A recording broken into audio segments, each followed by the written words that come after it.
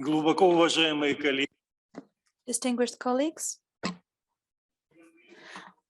welcome to the headquarters of the Interparliamentary Assembly of CIS in the Taurida Palace in St. Petersburg. Let's officially open the meeting of the Expert Council on Health Care, dedicated to the role of medical technologies and medicine in the governance of CIS states. And now I would like to hand over to the Vice Governor of St. Petersburg, Oleg Ergashev. The floor is yours.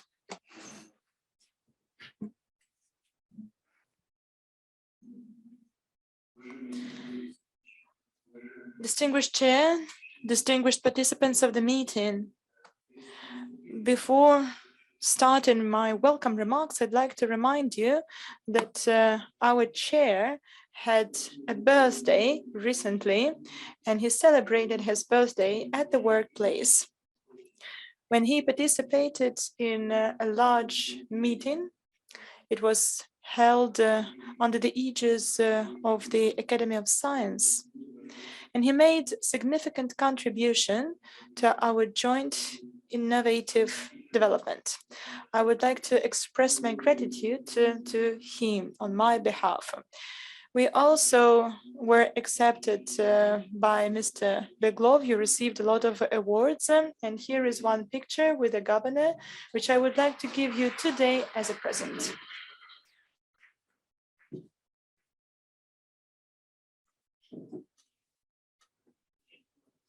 A lot of important events and meetings are taking place currently. You know that there is a working week held together with Belarus. We brought the flowers to Piskarovskaya Cemetery together with Prime Minister of Belarus.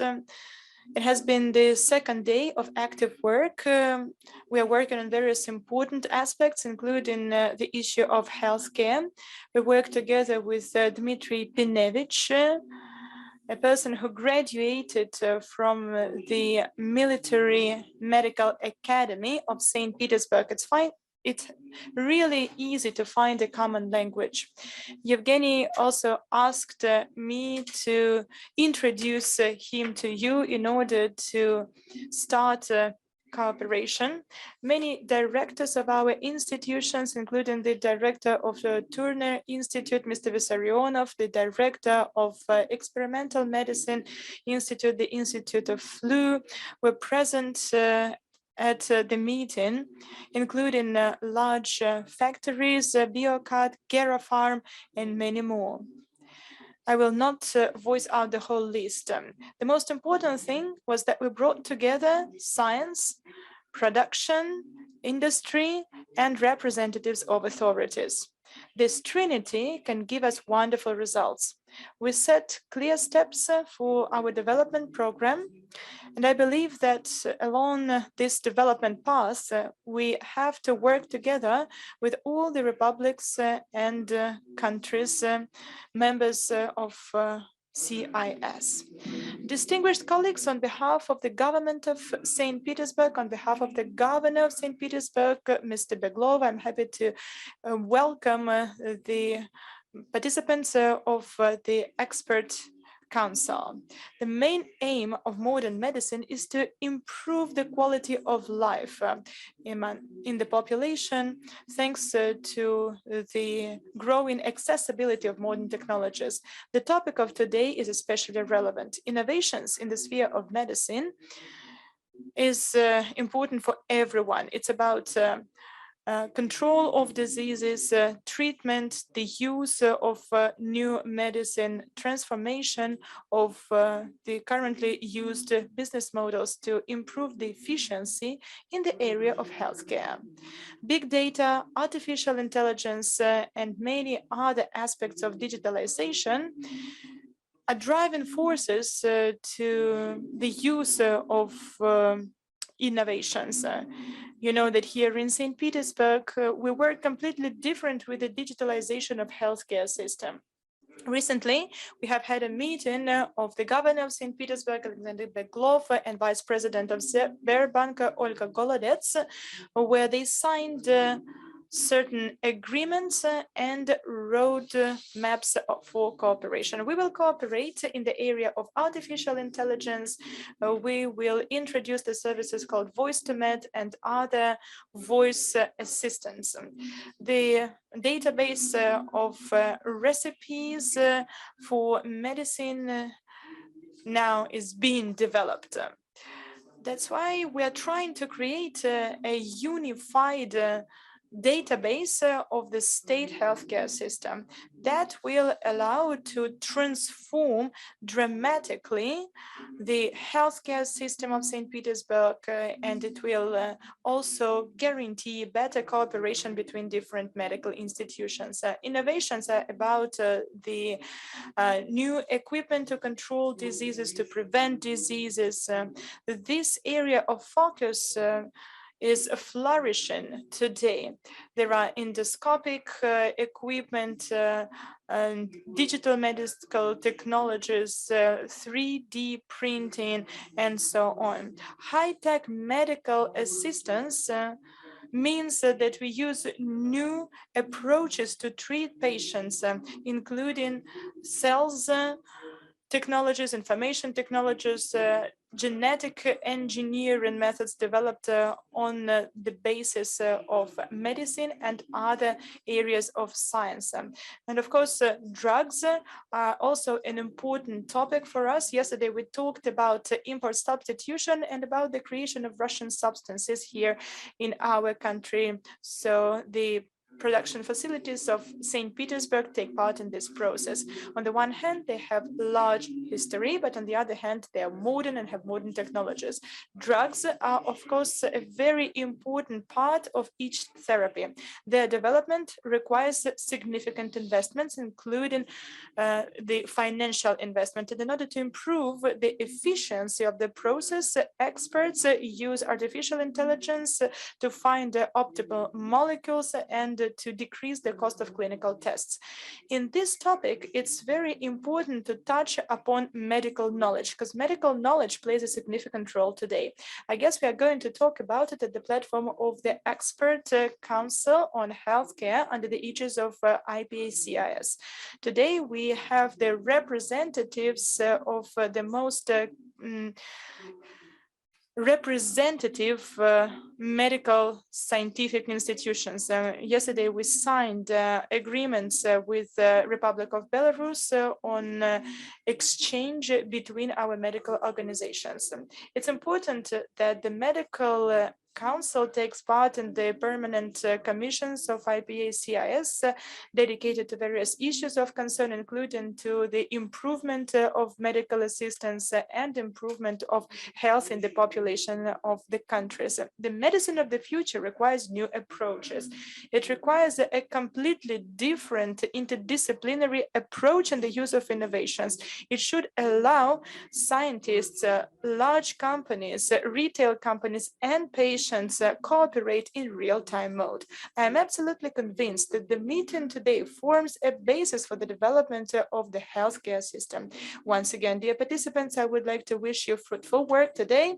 I am convinced that everyone who have managed to come to St. Petersburg will find a lot of interesting things to do in the northern capital of Russia and will have the best impressions of our beloved city. Thank you. Thank you. Distinguished colleagues, for more than 8 years, I have been working together with one of the most efficient vice governors of St. Petersburg. Her name is Lyudmila Koskina. She is the assistant of the chair of the Council of IPA-CIS under the leadership of Valentina Matveyenko. Thanks to her active work, the budget of St. Petersburg grew from 8.5 billion rubles to 72 2.5 billion rubles. Thanks to her work and efforts in St. Petersburg, the number of surgeries increased 1 million. The number of high-tech surgeries increased 400,000. Thanks to her efforts and the efforts of her team and the former members of the Council on Healthcare System are members of the team. We implemented more than 20 medical programs with a consolidated budget of more than 14,500,000,000 rubles. It's a pleasure for me to hand over to Ludmila Koskina. Dear friends, dear colleagues, you won't find my name on the agenda, but I asked the chair to give me the floor. We would like to congratulate the colleagues with birthday who thought that I had a birthday, but my birthday was a long time ago.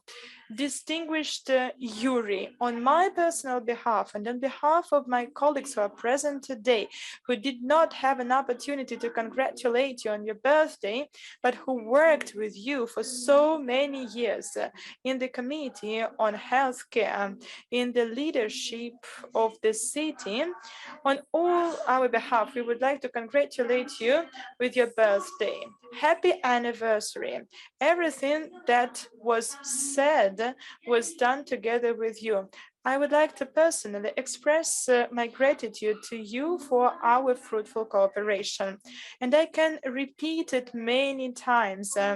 You are a real doctor in terms of his approach to life, in the way he treats people, in the way he is passionate about his profession. Dear colleagues, please support me with our congratulations. I want to congratulate Yuri on our behalf with his anniversary. Happy birthday. And of course, Oleg made a wonderful introduction.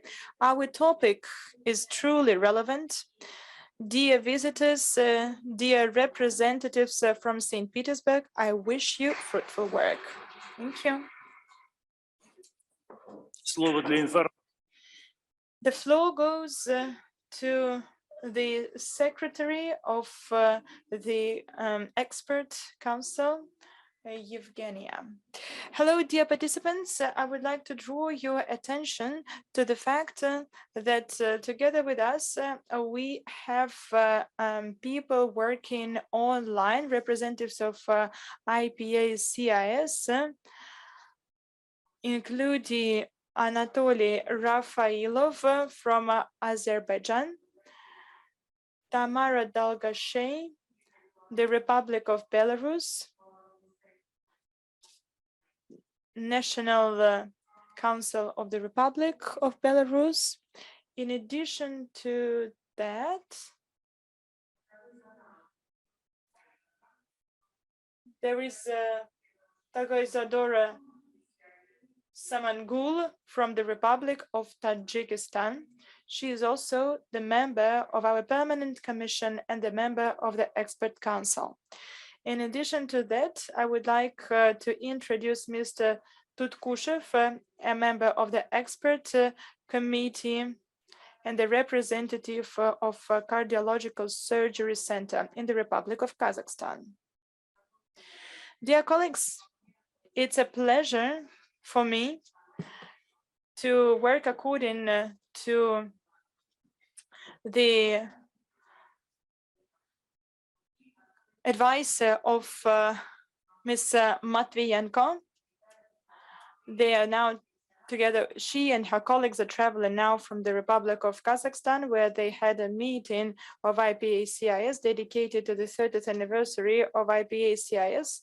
And I would like to make an award. It's a medal and a certificate for the chair of the Expert Committee on Healthcare, Mr. Sherbakov. Thank you for the strengthening of the interparliamentary cooperation. This award goes to you. Thank you.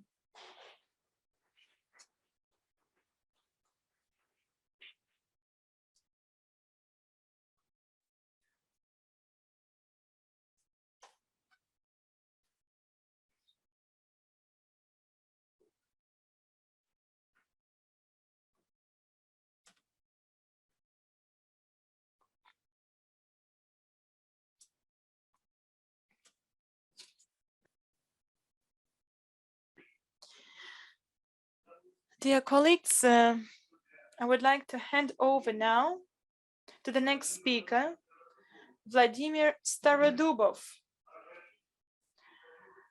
Secretary, Department of Medical Science, Russian Academy of Science, member of the Russian Academy of Science, Vladimir Starodubov. The floor is yours. Thank you very much.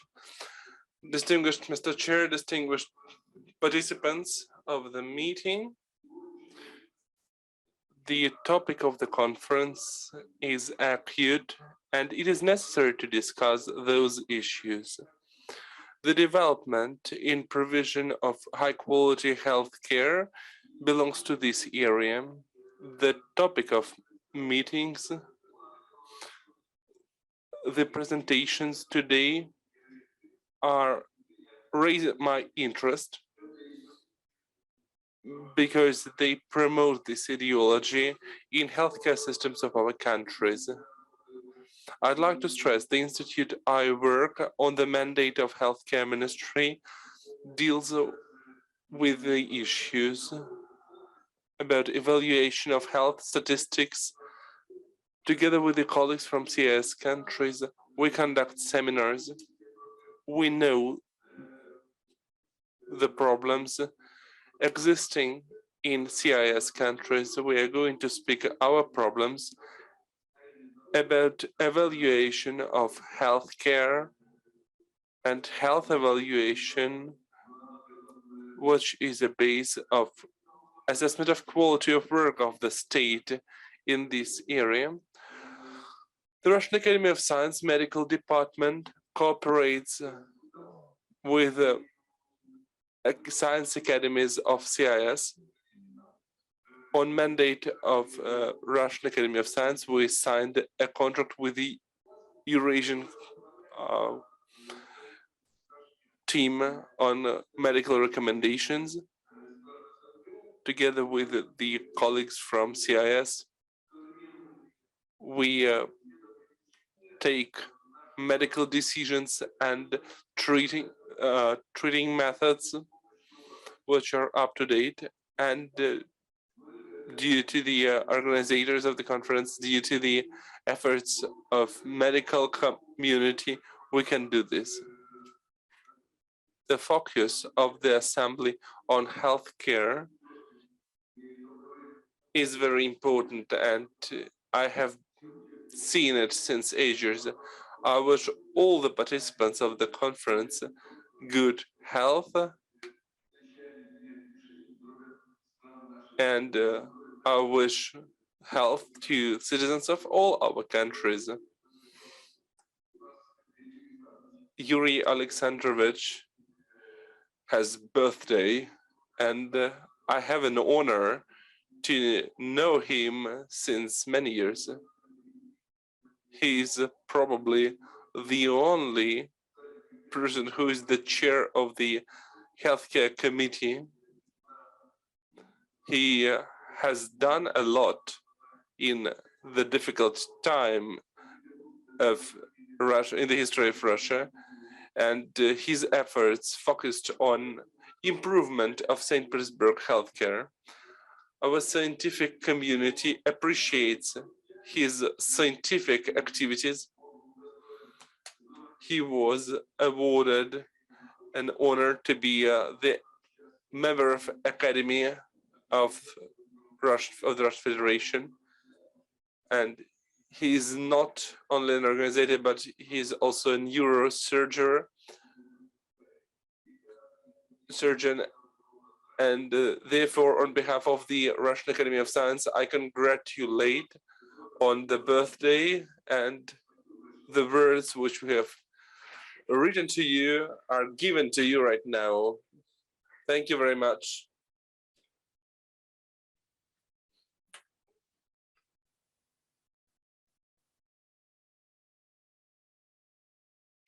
Thanks a lot.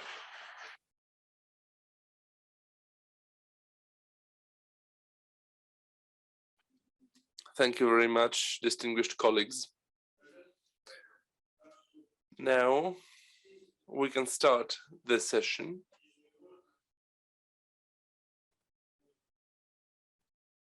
Please, could you show on screen my presentation?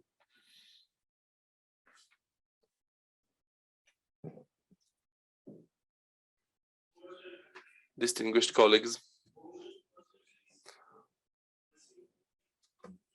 we have a 10-year-old tradition in the Expert Council. I would like to discuss the most acute issues and the most comprehensive problems in these are organization of healthcare system. The most important problem is sustainability of healthcare system in the new economic reality. The next slide, please. Before we deliberate the changes in the healthcare system in the new economic reality, I'd like to note that since a long time, we have been conducting sustainable reforms which lead to discussions. On the left, you can see a symbol of the reforms, and it is like a closed circle, closed circuit, and the practice shows that it looks like this circle. But let's think in 3 dimensions and look to the right. You see that there is a spiral-like movement, but we need to understand where do we go, upwards or downwards. Our interest is raised by the new economic reality. Look on the slide. No doubt, the changes in the healthcare system are about medications provision. The Russian Federation has approximately 500 pharmaceutical productions accredited by GMP. They use 96% of foreign pharmaceutical substances. 75% of those comes from China and India. The experts say that these two countries can provide up to 91% of the demand. The financial expenditures are over 500 billion rubles, but due to the new economic conditions, the growth of those expenditures will be by 285 billion rubles. In Russia, only 404 medications out of 808 produced, which are important for lives of people. We see the growth of prices on medications. That's why we need to undertake measures of compensation. We need to bring more medications into the lists of the states. And these expenditures of the medical insurance can be up to 4.5 billion rubles. There are new rules on medications selling, and the recipe now must have the validity date. It is important. It is statin and cytostatises. Then there are no more requirements on registration of orphan medications. Also, it is important to take off the limits on improvement and access of foreign medications. And we also use at procurement the schemes of resource saving, this risk sharing, when we share the risk, and when we can give those medications back. Also offset agreements. These are important forms of procurement. We also try to promote long-term direct contracts and negotiations with producers. Next slide.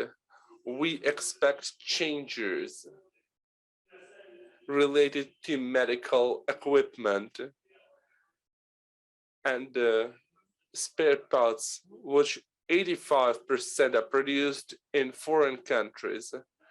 It is out of sanctions. The expenditures for annual expenditures, 300 billion rubles.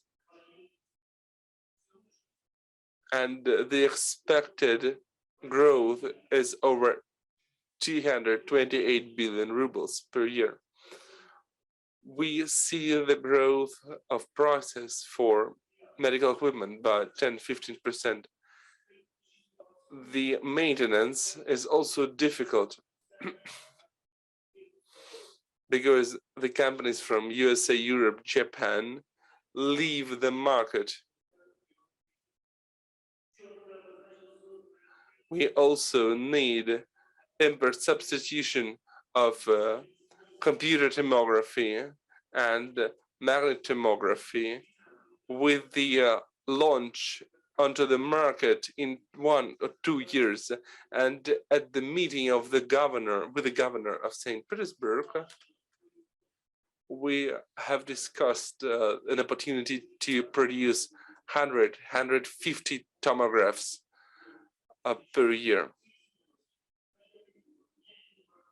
Out of the import substitution are highly demanded positron emission tomographs and linear accelerators. This equipment is very important for diagnostics in oncology. We also try to address to the renting scheme at procurement of the expensive medical equipment. We need to improve our cooperation between BRICS countries because they take 70% of the pharmaceutical market, and their input is by 4% higher than the input of leading European countries like Germany, France, Spain, Italy in common. So we need to cooperate with China and India. We also want to improve cooperation with CIS countries. We had to follow the decisions of the government of Russia. There is special mode of procurements through the quotations with financial limitations. So the starting price is by 650 million rubles higher. And another decision of the government, it is prohibited, temporarily prohibited, to move foreign medical equipment out of Russia. The price of medical services is by 20% higher due to the foreign equipment. It is due to the growth of by 20–30% of expenditures on repair and maintenance. Also, the growth of prices for diagnostics by 10–15%. Private medical clinics live through a difficult time. They have less incomes, especially in smaller towns, due to the high rate of jobless people, of unemployment. But due to the growth of the prices, there will be higher incomes by private clinics in bigger cities and megapolises, up to 1.2 billion rubles per year. Labor diagnostics also suffer due to the new economic conditions, because labor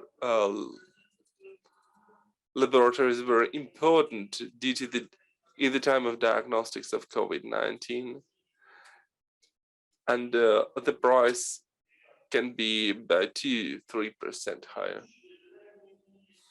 The next slide, it is about medical tourism and medical science. Medical tourism was discussed in IPA CIS.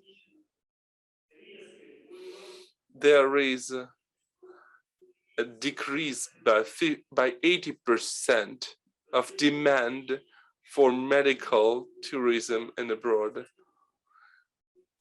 It is impossible to go to the European Union even with the medical visas. It is not clear what tools, what payment tools can be used for cooperation with foreign counter-agents. Foreign clinics refuse, some foreign clinics refuse to accept patients from Russia and Belarus.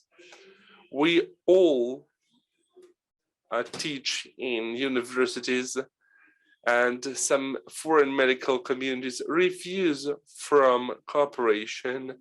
Foreign magazines reject our articles. The countries reject visas for scientists. The foreign universities reject Russian students. And that's why up to the end of this year, there is a moratorium on requirements for articles indicated in Web of Science and Scopus. The next slide, please. I would like to, next slide, please.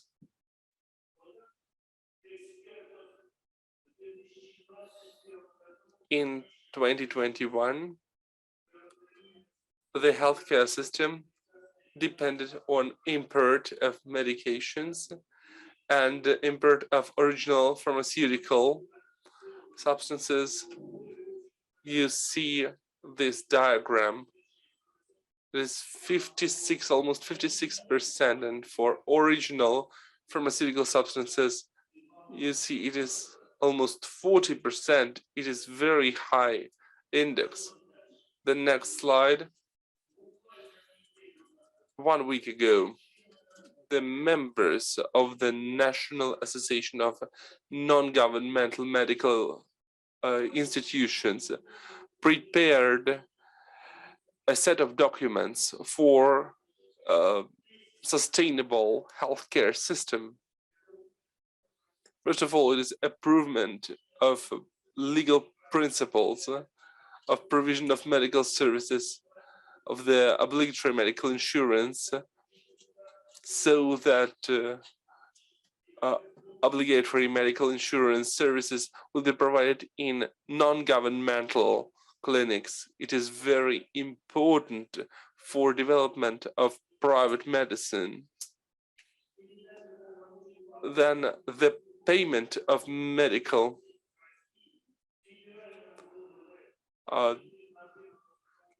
it is you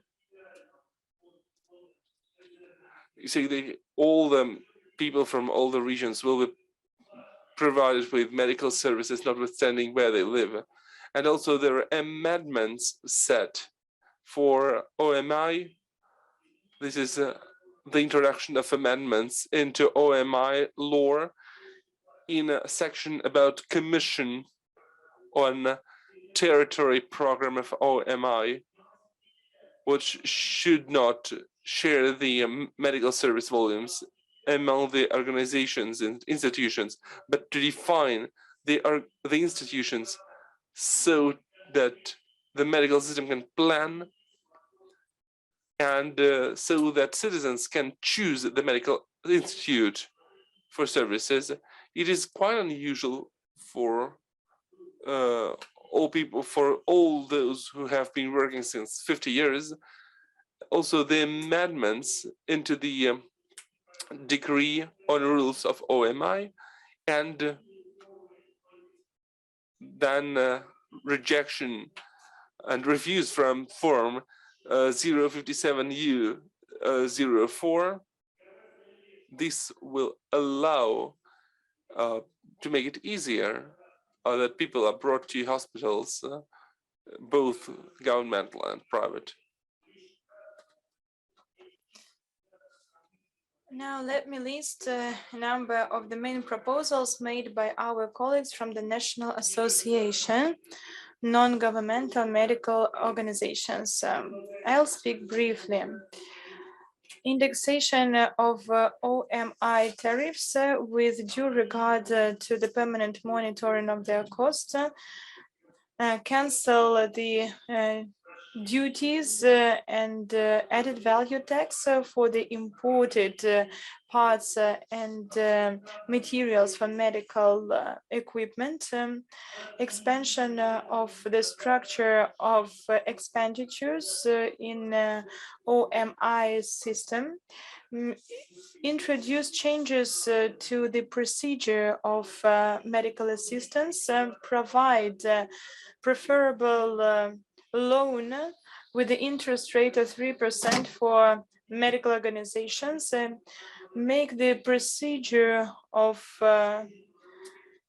the approval of the documents of medical organizations easier, so that they can easier receive necessary documents and can quickly start their activity, and so that people can quickly find places of work.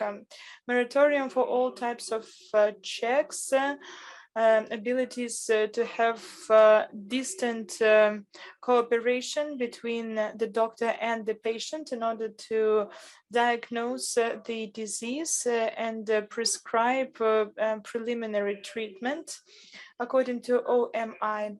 Then provision of preferable vacations for the payments and for the payments of added value tax for the renting of spaces, then increase of the time between the checks of medical equipment, not more often than once in 3 years. Then specification of mandatory requirements related with the constraints of location above the car parkings, plus introduction to the description of waste classes, specific description of Class B and Class C waste to avoid additional expenditures to treat the waste. Specification of the requirements related to the exploitation of the organization's buildings and structures. Then introduction of fixed currency exchange rate with further subsidizing of the difference in currency exchange rates for the purchase of medical drugs, introduction of changes to the procedure of how to receive permissions to import non-registered medical drugs to Russia, and the changes of the criteria on how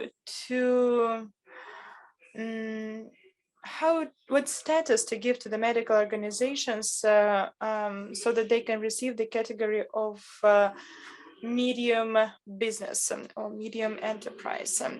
Now, finally, dear colleagues, I would like to tell you that our joint efforts and clear, well-coordinated activities will help us overcome all the difficulties today. The most important thing is our will, and if people have will, there is nothing difficult for them.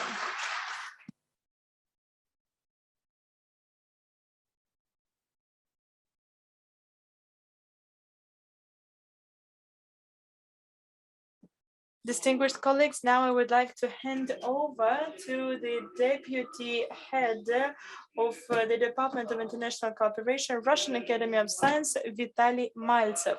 He's going to make presentation about the mechanisms of international innovative cooperation between the member states of CIS. Thank you.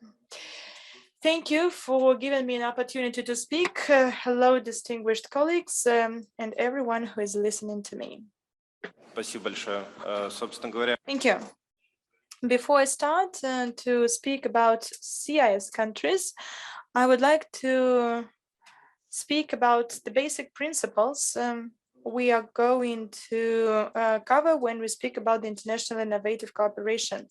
You know that innovative cooperation is a long-term process as far as time is concerned, as far as the creation of conditions for the experts who are involved in R&D is concerned. It's also about funding, instruments, provision of necessary chemical substances, provision of necessary instruments to assess the activity.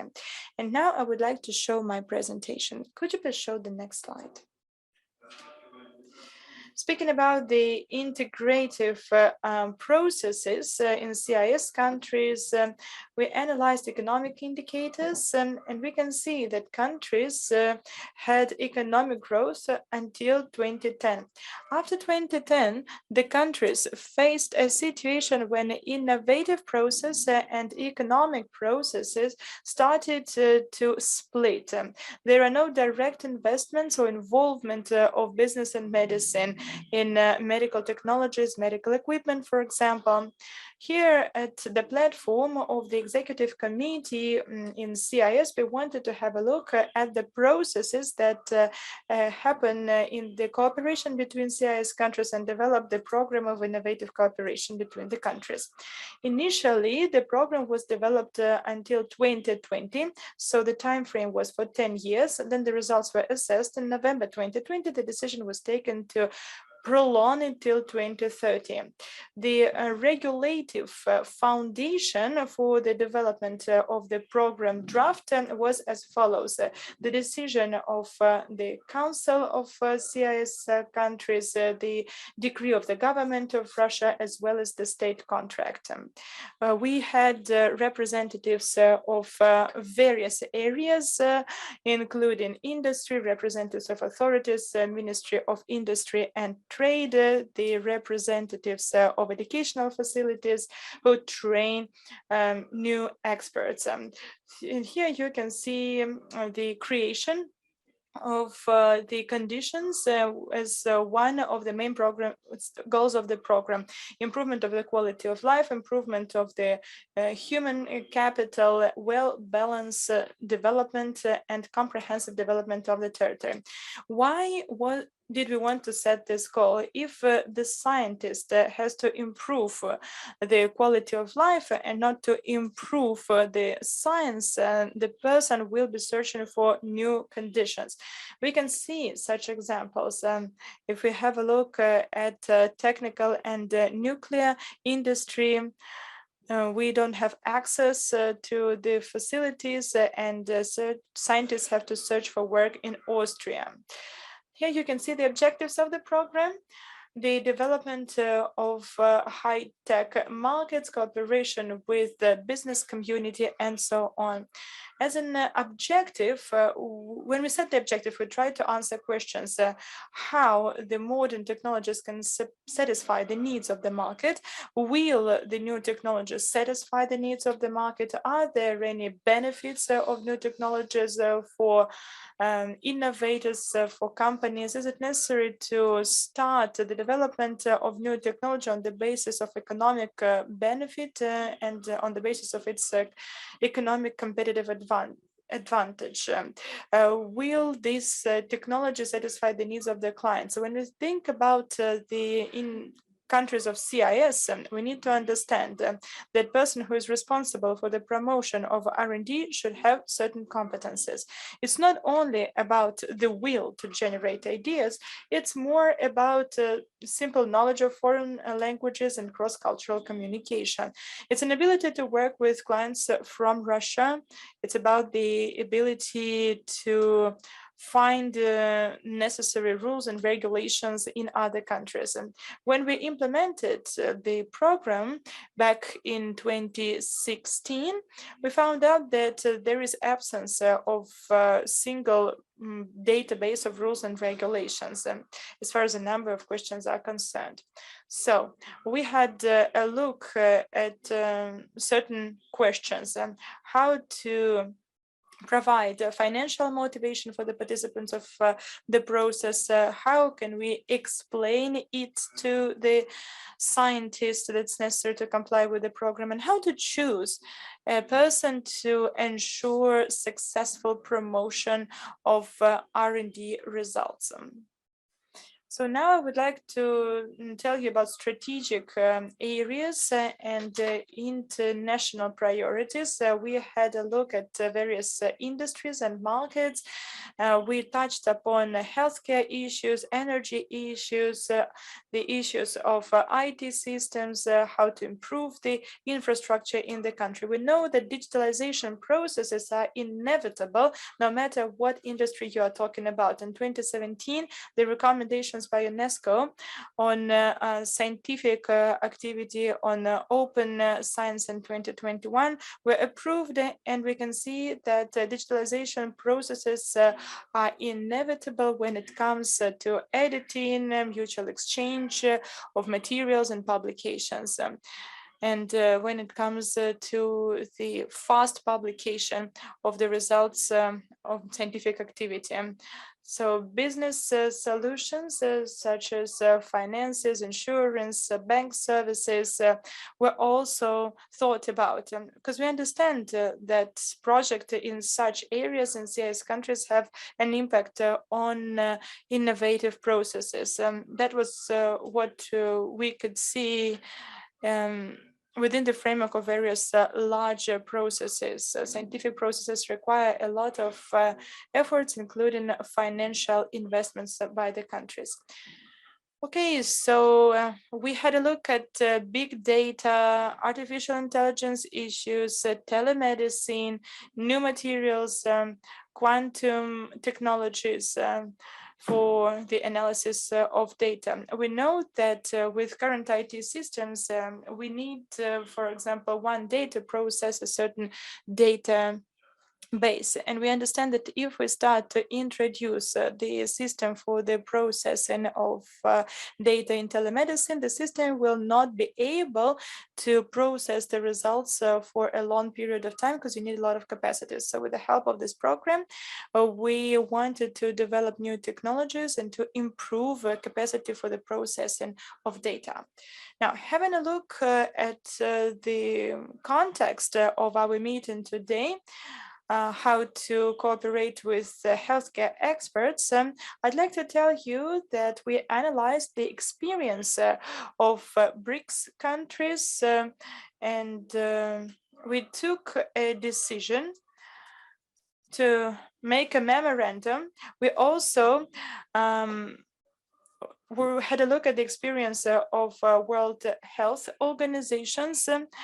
And finally, we decided to create the following path of development. We know that sometimes people who are decision makers don't know what's happening in the field. They sometimes have no ability to talk to scientists, what kind of infrastructure scientists need, what kind of access to financial services they need.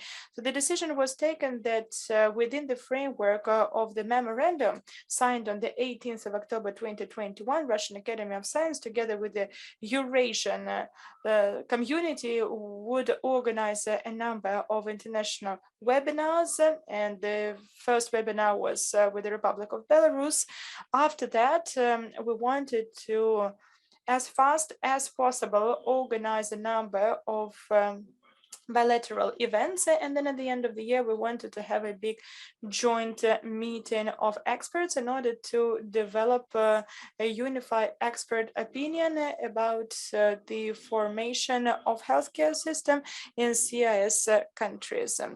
And then the recommendations by experts could be announced at the platforms of the government. And then this could be discussed within the framework of cooperation with BRICS countries, UNICEF, WHO, and UNESCO in order to improve educational processes and train the experts better. We hope that this process will be fruitful. We hope that it will bring results. We would be thankful for you for your contribution to promote this approach. Thank you for your attention.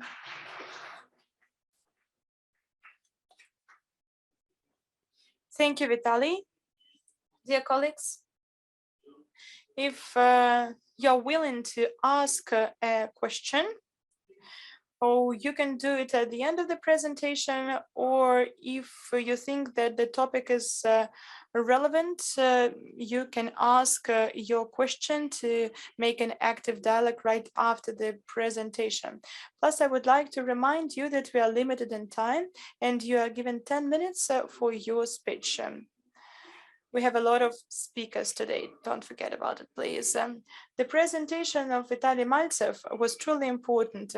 You'll understand that international cooperation in the forms of representative, professional, official delegations is truly needed.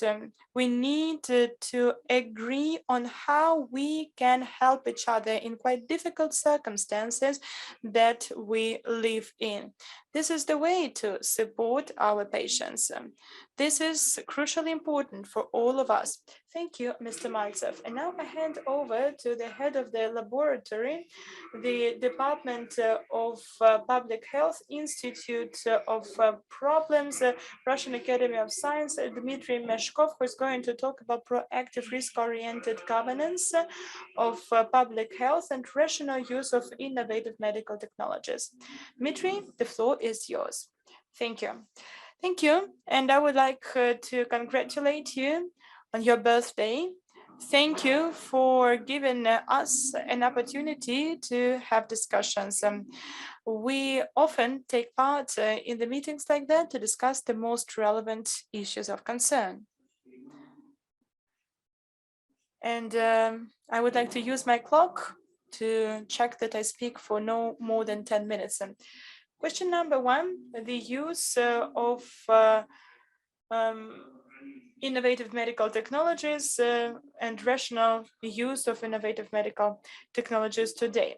When we speak about health, we can either try to save money and get rid of innovative development. Or if we think about the future and development strategy, we need to think about innovative development. It requires more money, but it gives you an opportunity for development. To find a certain balance between them, we either save or we innovate. To achieve maximum effect, we need to have a rational approach. Rational approach is about the use of medical technologies. I mean, all the medical aspects related to the cooperation with the patients. We need to use coordination and proactive risk-oriented governance in healthcare system. What is proactive risk-oriented governance? It's about the identification of risks for public health and elimination of risks before they become a big problem. I can tell you that COVID-19 is an example of how to do it, because the first signs of the epidemics were seen in March 2019, and the elimination of risks could give us an opportunity to eliminate the economical, medical, and public problems related to COVID-19 in the future. Plus, there's international cooperation. It's also an important factor. If you improve the efficiency of research in order to improve the database, you need to take into account specific features of national legislations, and this is the way to improve the evidence-based medicine and healthcare systems of different countries. The question of the use of medical technologies actually goes beyond the medicine itself, because the formation of health allows you to avoid the use of medical technologies, to avoid the use of medical drugs.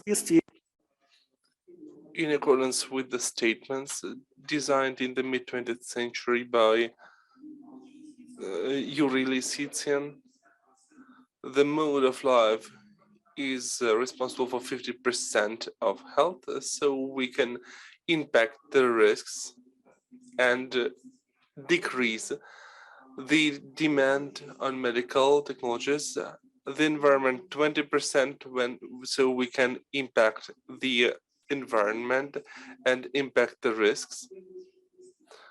The risks related to the medical technologies, to the medicines, they are related to the use of antibiotics in the food industry, in fish industry, when we have a higher risk of antibiotics, and then we meet resistant stem, and also the pollution of environment with pharmaceutical substance and metabolites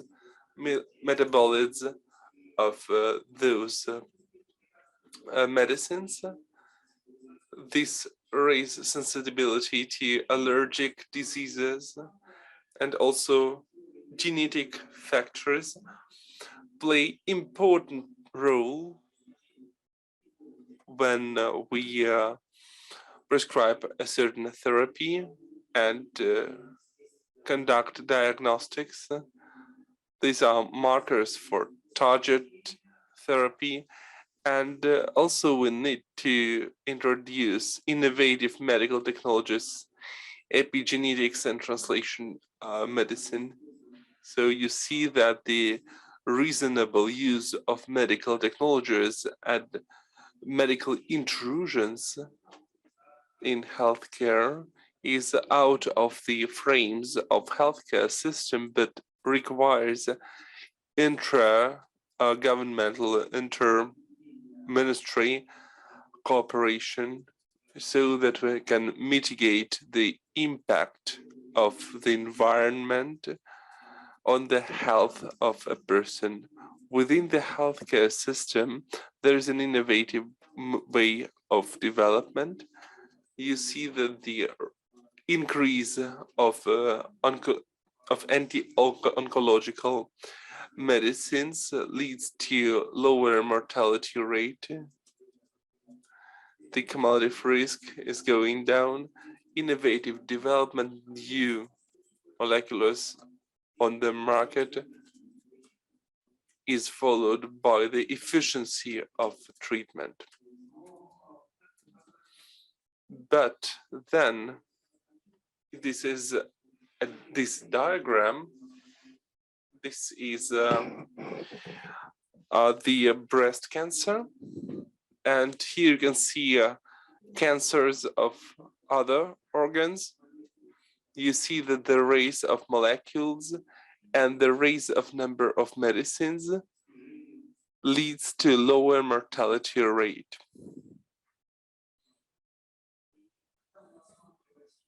When we discuss those factors together, we see that the medicines are of high quality, but they must be available. The conditions must be available. Infrastructure must be available for implementation of those medicines. It means not only licensing by the government, but also the logistic chain provision of those medicines to the patient. This is availability, affordability, and acceptability and barriers. We have analyzed the data, what factors were most significant. First of all, this is a positive acceptance by medical workers and patients of the new chance so they can get better treatment. On the other hand, it is stratification of the patients into smaller groups. For each group, there is a certain medicine. It is a system of target therapy. There were things which were barriers, but all in all, we see that the reasonable provision of medicines to the population is a comprehensive issue. It is about cooperation between different branches, different bodies. It is solution of comprehensive questions and problems which are out of a narrow question of availability of a certain molecular and its licensing. You see the scheme, the model of proactive, risk-oriented healthcare management. We have discussed it previously. And let's look at the evaluation of healthcare technologies. This is a unit when we evaluate if it is reasonable to use certain medicines and also managemental decisions, for example, to finance or not to finance medical technology. This unit is not included in schemes, healthcare schemes of all countries. And we have analyzed those data, and the upper picture shows that the number of countries in certain spans of GDP, and here is the number of organizations in countries with certain GDP, a number of those organizations which evaluate the consequences. And we see that poorer countries which do not calculate money, or which maybe do not have money, they didn't establish such evaluating institutions. Better developed countries, they take care of their money. If a country analyzes the reasonable use and implementation of medical technologies, they are saving more resources and have better chance for economic development. Those countries which do not evaluate medical technologies, they lose resources and they have lower opportunities for economic development, hence lower chances on healthcare system development. The trend around the world is the exchange of information, establishment of various institutions who share the methodology of such systems and adaptation of the technologies to conditions in different countries. What we are speaking about is a necessity to establish an international global cooperation on the issues of methodology of reasonable and efficient use of medical technologies and opportunities and exchange and establishment of such cooperation, which will benefit from mutual beneficial cooperation, so that a participant can put into the system as much as possible, but the output will be very high because this will mean the access to the whole system.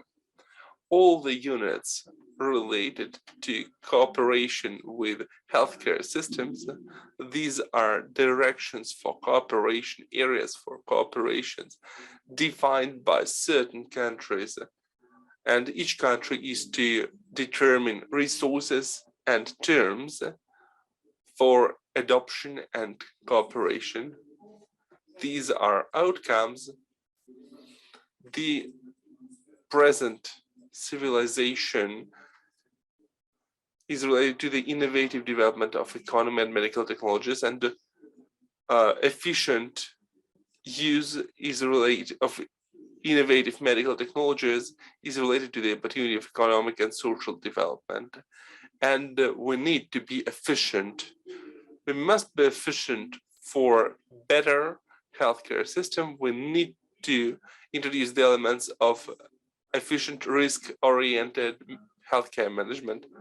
We need global cooperation on methodology of evaluation, exchange and adaptation, and legal changes at national levels on related to the international data exchange. This is what Mr. Sherbuk mentioned. Thank you for your attention.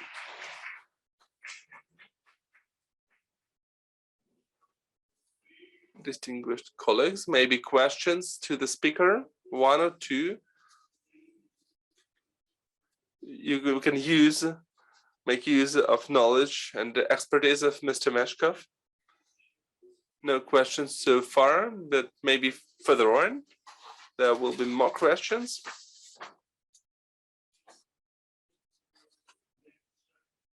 We cannot continue without legal aspects, so I give floor to the professor of the law faculty of St. Petersburg State University, to Nelly Ivanovna Divieva. She will speak about ethical and legal issues on introduction of innovative medical technologies and medicines. Distinguished colleagues, good morning. I'm glad to see all of you.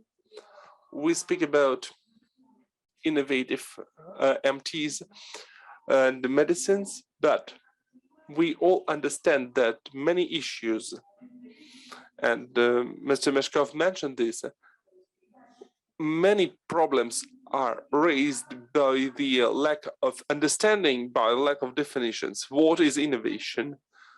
We have been spoken that at CIS level, there is innovative program adopted on the 6th of November 2020 for 2030 till the year 2030. And what are the tools of cooperation, innovative cooperation? How can we cooperate? There are two legal tools. This is cooperation at regional level of CIS countries and adoption of certain documents and development of national legislations of CIS in the area of innovation. And then there are questions on definitions. But these questions are very, very important for practice. We use the word innovative very often, like hi or hello, but what is innovative medicine? What is its difference from the conventional medicine?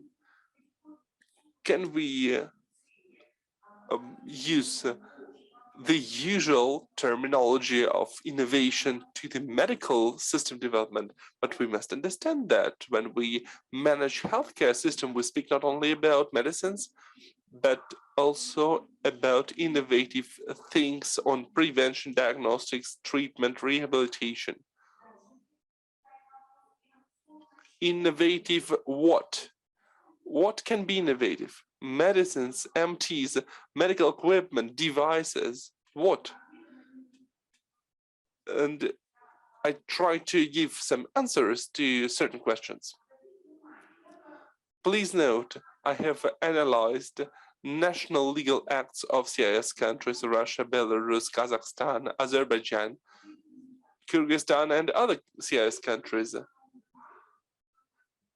In the national legislations, there are many terms, but there is no reason under them, behind them.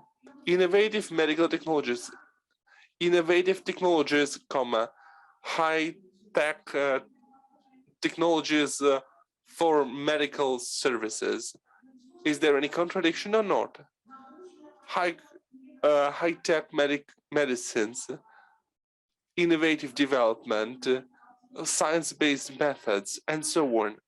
We need to look for any definitions in legal acts. But I look at legal acts where innovation is mentioned, but then I have more questions than answers. Look here, innovations is the outcome of innovative activity. Does it make sense? Innovation introduced new or highly improved product. What do you mean by highly improved? What is highly? What is the level of this improvement? In many acts,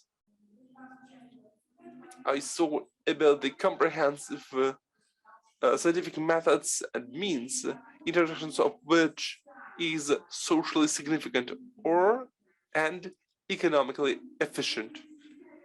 So, dear colleagues, what is innovative product? What is innovative methodology and non-innovative methodology? Should we say that anything new is innovative? Can we use general regulations or management of healthcare? We have a model law of CIS on innovative activities from the year 2006, but an innovation in medicine and innovation in other areas, are these same innovations? Do they possess the same features? In all our medicines and all our MTs, we should follow evidence-based medicine, that those means should be available. And we also note that there must be positive improvement of those innovative things, because the opinion of patients is also important, and their internal opinion is very, very significant when we speak about innovative medicines. So I have a question. Maybe we speak about very significant and comprehensive things.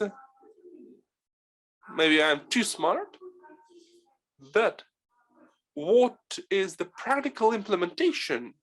How can we implement this all stuff on practice? We have analyzed the legal acts of CIS countries. We need to find out indicators. The programs speak about improvement, development, and so on. And so how can we evaluate innovation? And how can we measure it? How can we compare it to certain metrics? It is very important for us. If there is a program, if there are criteria of its development, then the functionaries and the functionaries think in one way and patients think another way. Innovation as a legal term,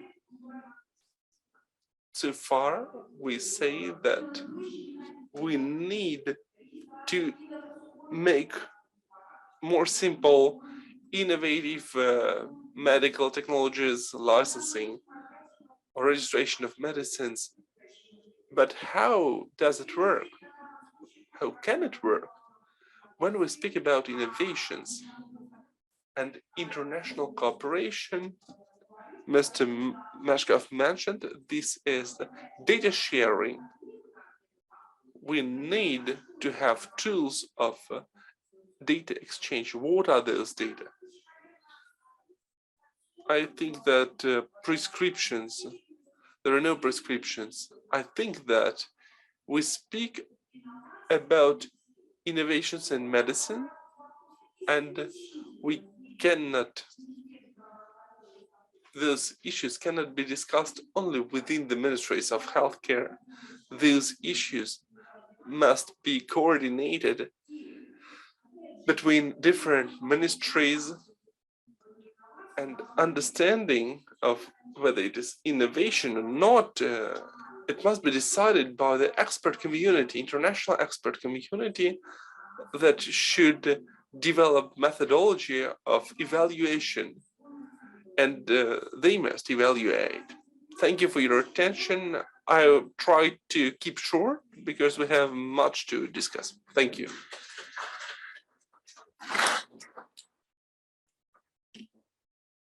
Коллеги, вопросы? Are there any questions? We would like to have an interactive discussion. Is it possible to ask a question to the professor of legal department? I won't be able to answer for everything in the country, but as long as you are talking to medical experts, could you please answer the following question? The representative of our meeting said that we should use the term of economic restrictions instead of the S word. And this word doesn't comply with the international law, but the word restrictions or economic restrictions allows to interpret it and to use it at forums and conferences and our meeting in a broader way. What is your opinion about it? Dear colleagues, on the one hand, it's a legal question because the norms of international law use this term. But when we talk about negotiations and other processes, other aspects of life play their role. You may call it differently, economic restrictions, or you can use any other terms, but the most important thing is that we have to go down to business and resolve the problems.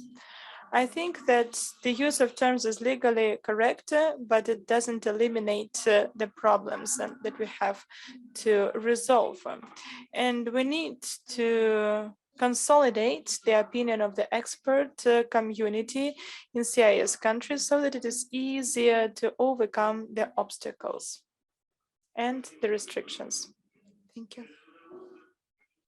Thank you. And now I would like to hand over to Sergei Savashinsky, Director of Eurasian Cooperation on Clinical Recommendation and Development of National Health. He's going to speak about public-private partnership. Some years ago, our colleagues, economists, promoted the topic of PPP in St. Petersburg. Today, in modern economic conditions, this process gets activated. The topic of Sergei Savashinsky, PPP as the basis of the introduction of innovative technologies in the healthcare system in CIS countries. Distinguished Chair, thank you for giving me the floor. Dear colleagues and those who watch us online, We have been working together for many years. So right now, I would like to address Ludmila Andreevna. Please have a look at the results of our cooperation. It started many years ago in Smolny. We worked a lot. We worked for 11 years, and at the platform of the Expert Council, we have achieved a lot.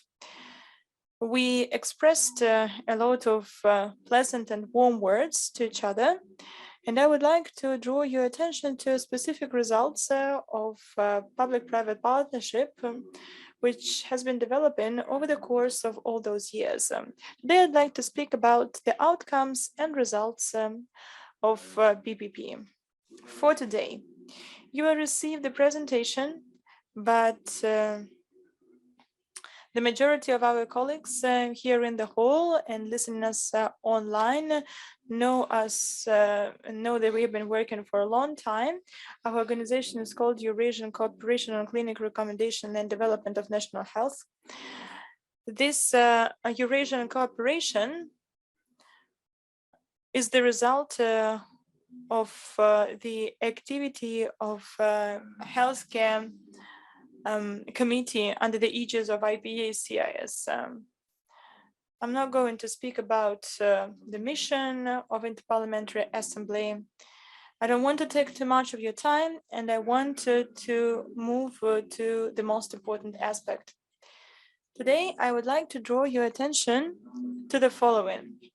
The main start of our project activity happened on the 1st of October 2020 in Minsk. The basic document which allows us to work with our colleagues from CIS, but also our colleagues from big international organizations located in various countries of the world is the one that you can see on the screen.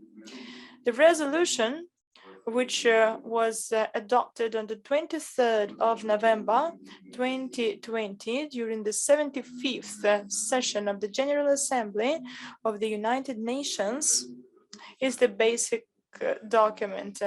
It's called the Cooperation between the Organization of United Nations and CIS. It covers all the aspects of cooperation, but item number 3 is highlighted on the screen. Offers specialized organizations and other institutions, programs, and international financial institutes to develop their cooperation with CIS. This is the document which legitimizes the regional structure as the CIS on cooperation with the UN. Today, I would like to show you that during the course from 2015 to 2022, a lot of important documents were adopted. They are related to model laws, not only healthcare, but also public health protection laws. I'm not going to touch upon the documents approved by the Committee on Social Policy and Human Rights under the aegis of IPA-CIS, but there are 2 draft laws which are being discussed, and it's about the insurance of professional activity. We've been talking about it for a long time. There are some preliminary ideas for the law, and I think it's very important. In addition to that, we have debates, ongoing debates in the parliaments related to the provision of medical drugs. Nelly said it many times that in all the countries there are rules and laws on the medical drugs. And as far as provision of medical drugs is concerned, the decision was taken that it is planned to develop the model law on the provision of medical drugs. Plus, today, I would like to let you know that there is a committee on the principles of bioethics and evidence-based medicine under the aegis of IPA-CIS. It took us quite a long time to establish it. I'm not going to tell you why it happened so, but within the framework of this committee on the principles of bioethics, there are 3 coordination committees. Committee on Rational Use of Technologies, Committee on the Families of International Classifications, WHO, Committee on Biological Safety. Dmitry started to speak about it, and Sergey and Alexander Mohov will continue to talk about it. All right, so now I'd like to tell you about current projects of ECHD.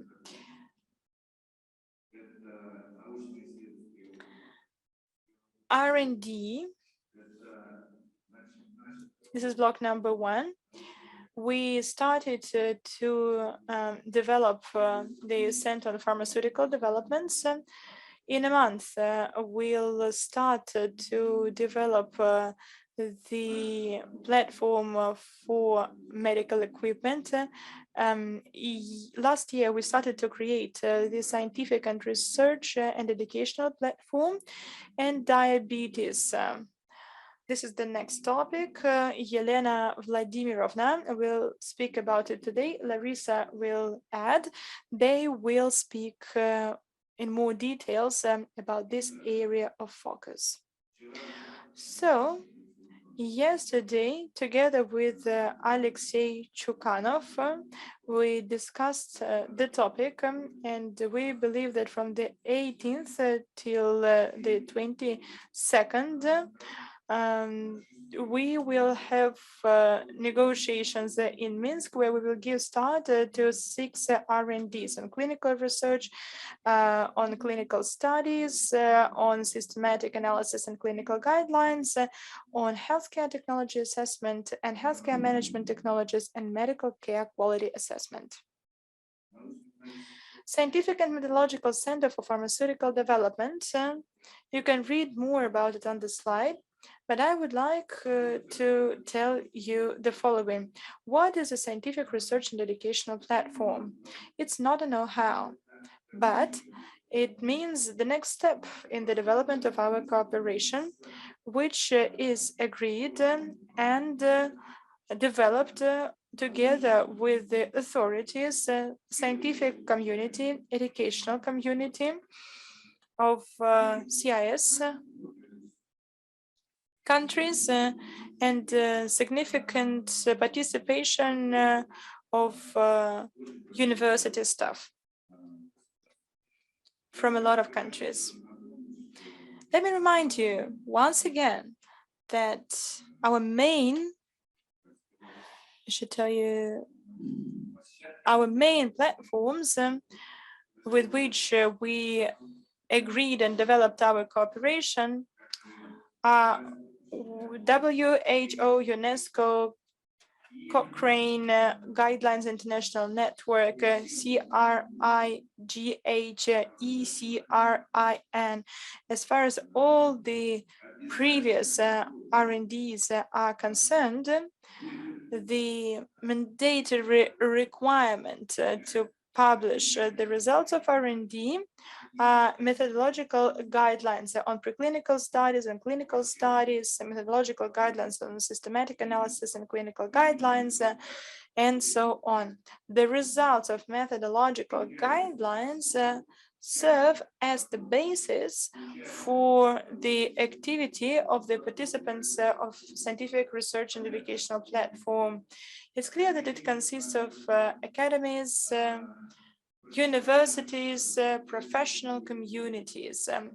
When I speak about professional associations, I'm not only talking about doctors, I'm also talking about industrial communities, communities of patients. I made a presentation to you that, according to the initiative of the Ministry of Healthcare of Russia, on the 1st of December 2020, In Minsk, the International Institute of Bioethics was created, and I think I have already told you quite a lot about it. Today, I would like to show you this slide. I like it a lot. You can see 17 Sustainable Development Goals. Our cooperation that I'm talking about, and namely, I mean cooperation between universities, countries, authorities, professional associations, covers 17 Sustainable Development Goals.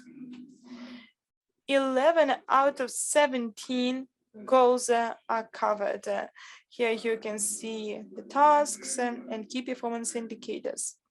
I find it crucially important.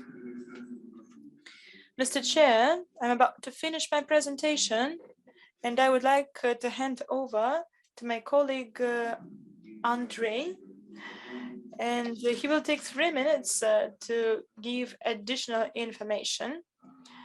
Now I would like to talk about the most important thing, the funding of projects that exist and will continue to develop within the framework of our cooperation. So we are about to create the first endowment fund. It's called Gerard. We are at the final stage of its creation.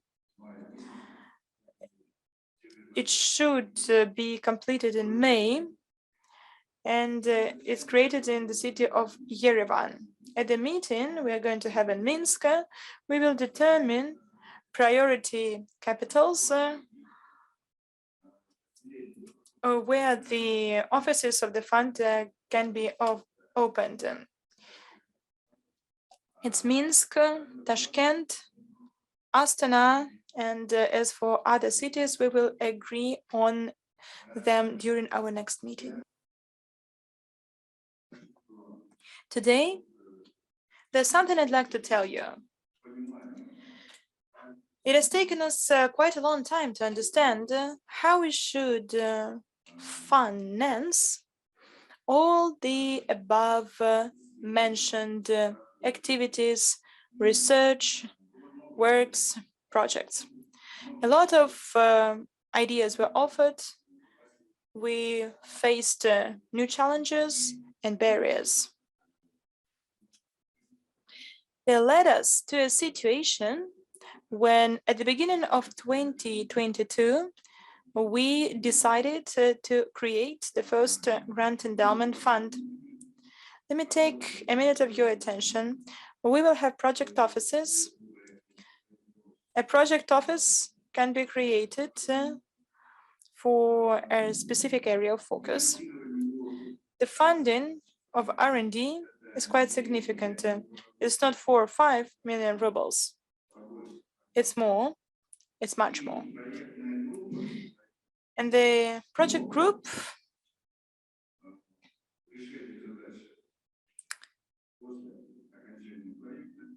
will work after the end of the project. We'll move to another project or the team will be disassembled. This is the team which is clear to all our international participants, our countries, and it is also understood by the authorities, decision makers, representatives of international cooperation, and business communities, I mean industries, from where the money will be given to Gerard Endowment Fund. I don't want to give you too many details now, but I would like to hand over to my colleague, Andrei.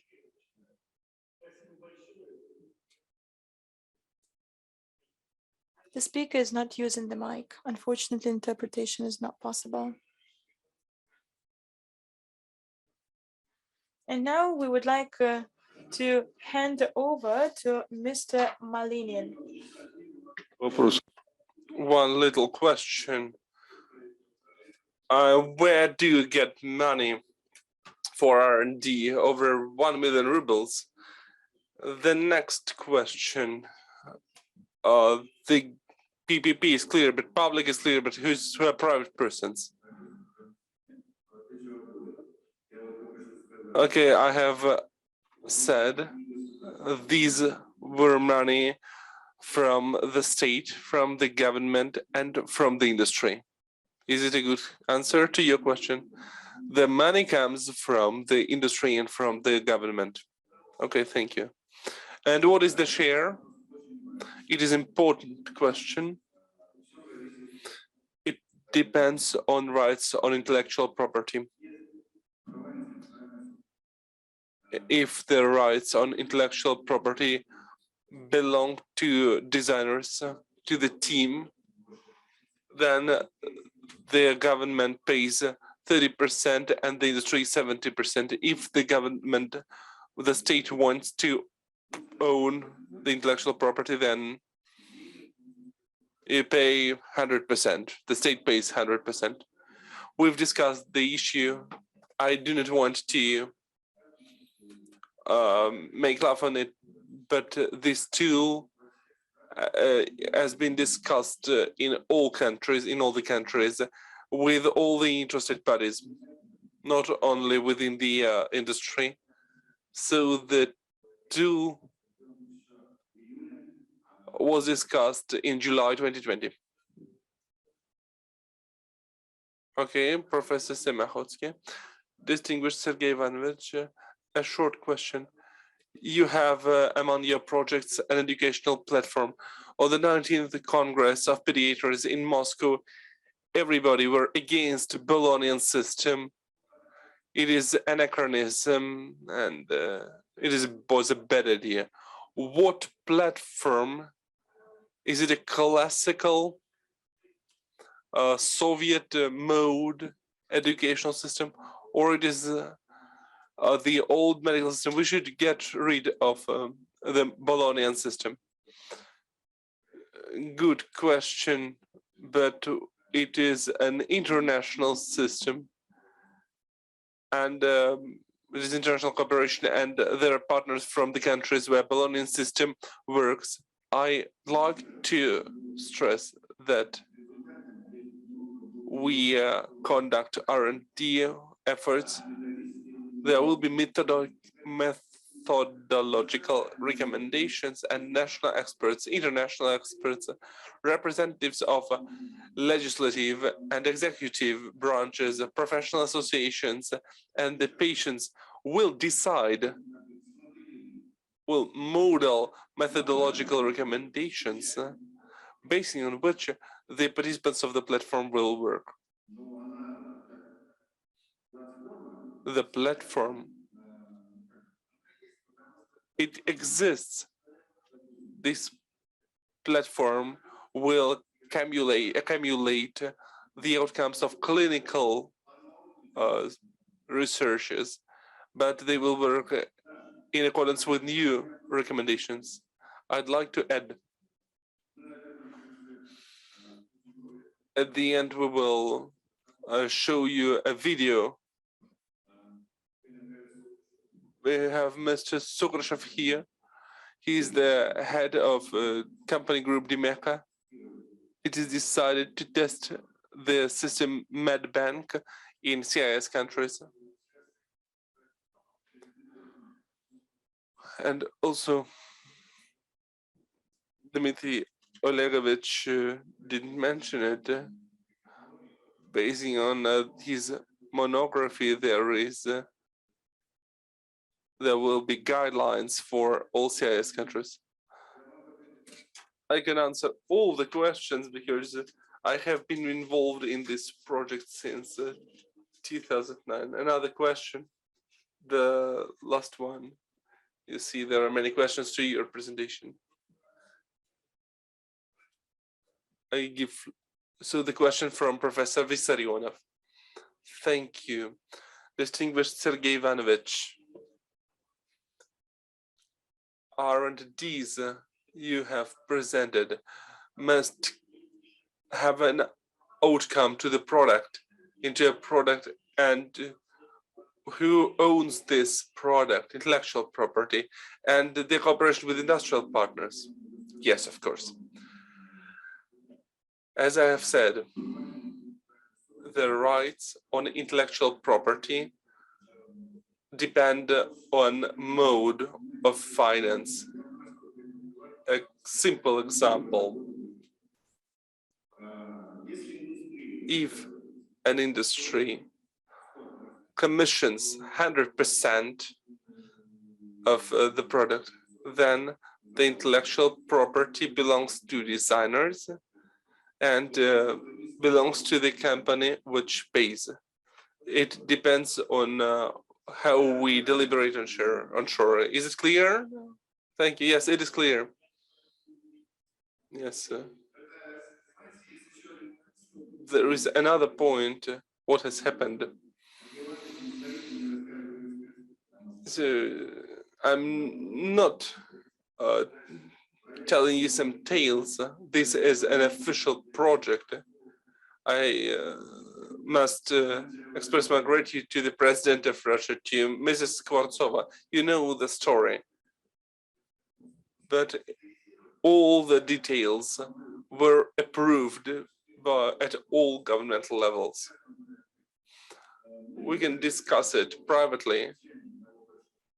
I say that we're at the end of a long way and a theoretical way, but Mr. Sherbuk, could you give floor to Andrei Gennadievich? A couple of words. Oh, well, we follow the guidelines of normal physiology. It is a time for a coffee, so I give you an opportunity to drink some beverages with champagne. Сергей Иванович, напомните, пожалуйста. Sergey, could you please remind me, whom did you want me to hand over right after you? I would like to ask you for 3 minutes for the presentation of Andrei, who is going to speak about the funding. So he will speak about some practical terms. Okay, please, Andrei.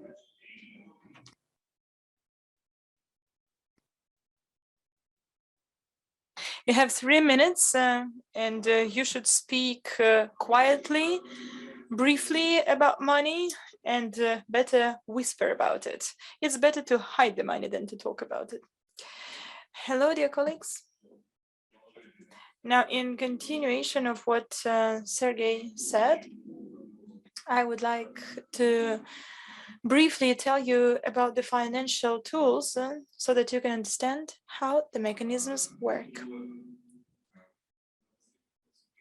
On the last slide, we could see the first grant endowment fund, Gerard. The main word here is a grant. There are just a few projects like that in the world, maybe just a handful of them, because historically endowment funds are university projects. The educational activity turned out to be a significant driving force for the development of such tools. Please pay attention to top 15 world endowment funds. The figures are given here in $1 billion. Harvard University, Yale University, University of Texas, Stanford University, Princeton University, Massachusetts Institute of Technology, and so on. This information is not updated. It's from 2020, but it reflects the overall picture. The target capital is growing not so significantly than at the beginning of the project.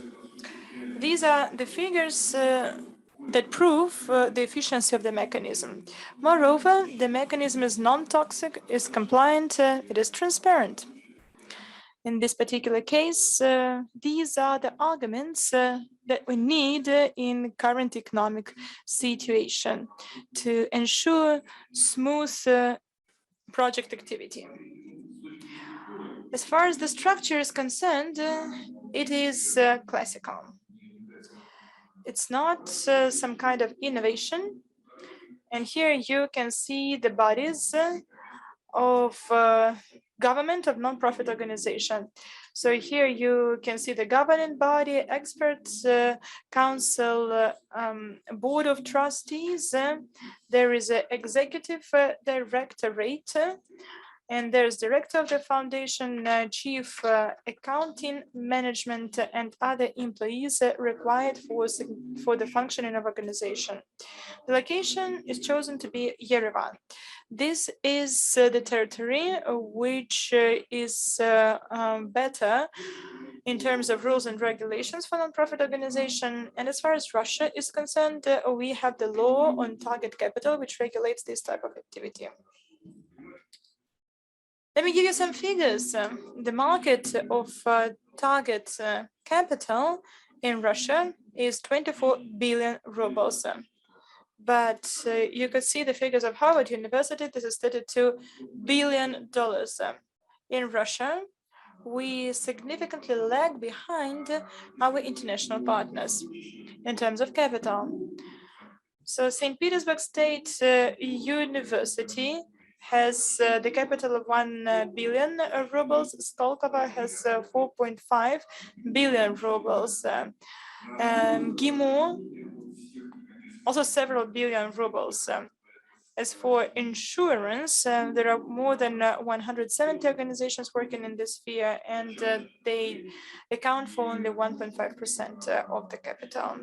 The topic is at the initial stage of development, so strategically, it's better to work in the jurisdiction of Yerevan.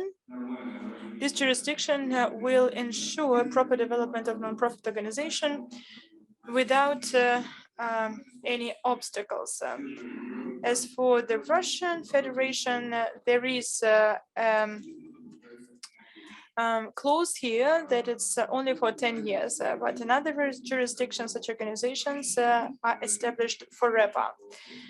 Here on the slide, you can see the endowment fund or target capital. There is a donator. It is a legal entity or a private person. This person makes a donation to the endowment fund. The endowment fund, according to the expert committee, implements some R&D activity, educational projects, socially important projects. Then this capital goes to the financial credit organization. In our case, the financial credit organization is accredited and certified legitimate bodies. It's a bank which governs the investment fund. All the money collected in the body of endowment fund are strategically divided between different actors that generate the dividends. And the dividends of endowment fund can be spent for the project activity. In this case, we are talking about the perspectives for the development of this entity till 2030, the indicators of the Harvard University and other university are something that we are planning to outperform. Thank you. Well, when you speak about outperformance of the Harvard University, well, it sounds impressive. It's wonderful to have a wish, and young people who are strong and optimistic have brave wishes. If we manage to outperform the Harvard University, that will be exciting. And now I would like to hand over to Sergei Cherkasov, who will make a presentation about the family of international classification. WHO is the basic tool to govern the health of population. Sergei Cherkasov is the chief expert working in the laboratory of public health, the institute named after Trapeznikov, Russian Academy of Science, Doctor of Medical Science. Thank you, Mr. Chair. And now, Mr. Chair, and now I would like to first of all congratulate you on your anniversary. Thank you for being not only the engine of our activity, but also for being a true soul of our work. In your presentation, you covered upon the most relevant topics, and our discussion today is about how to resolve the problems covered in your presentation. Today, I would like to draw your attention to the following. As long as we are talking about the governance of health, before governing the object, and the health can be regarded as an object, we first have to measure it. It's not a secret, and I don't want to say evident things, but the governance cycle consists of certain ingredients. Key thing here is a measurement. Measurement at initial stage, measurement of changes, and measurement of the final stage. When we speak about efficiency, we actually mean the instruments that allow us to achieve certain efficiency. Once again,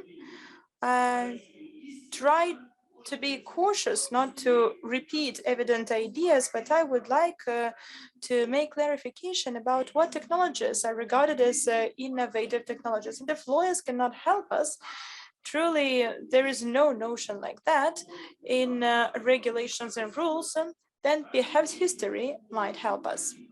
Let us try to recall from where the notion came. It came from the economic theory. Any new technology should comply with one requirement. It should improve efficiency. And efficiency is the relation between the investment and results. In classical economic theory, new technology will always be more expensive than the old one. It's a rule. It's a rule of the classical economic theory. So if you increase the part of the ratio, and namely the nominator, you have to increase the efficiency. And we know that new technology will be more expensive, but the result of its introduction will grow in an advanced way. So it is regarded as new technology. In the past, the theoretical proposal was made that you can improve efficiency not only by increasing the result, but also by decreasing the nominator. From the point of view of economic theory, it's nonsense. A new technology might be cheaper than the old one. The result will be preserved. This abstract technology was called innovative. It didn't exist in nature, and it was in the middle of the previous century. If we are talking about the current day, do we have any examples of classical innovative technology? We do have them. These are information technologies. We increase efficiency, but the price of hardware decreases. I mean, the price of computers and details. This is an example of innovation. The fact that this term is used in medicine is more like a PR. We have an innovative medicine, for example. Why is it innovative? It's not discussed. How is it related to my presentation? Directly. The family of international classification is a digital information tool that gives us an opportunity to measure what we have and to understand where we are heading to. This is the answer to the question set by Mr. Chair. Are we going up or are we going down the spiral? If we don't measure it, we won't understand it. We are just heading somewhere. Or we will understand it, but with a big time lag. We'll get statistics, it will be an aggregated type of statistics, and I'm not going to tell you how it is made, what corrections are introduced. We all know it. We are all aware of the topic. So it turns out that we need a key instrument, which is a universal one, to measure it all. This slide was already represented. The classification of diseases which is used today, and we discussed it at the previous expert council, we use only one classification. We just say whether we have it or not. Is that enough to understand how efficient this technology is? No, of course not. We cannot treat diabetes with modern technologies, but what about the functional stage? What about the state of a patient, the quality of life? These are other parameters. They give us information about the efficiency of technology, but we don't record them.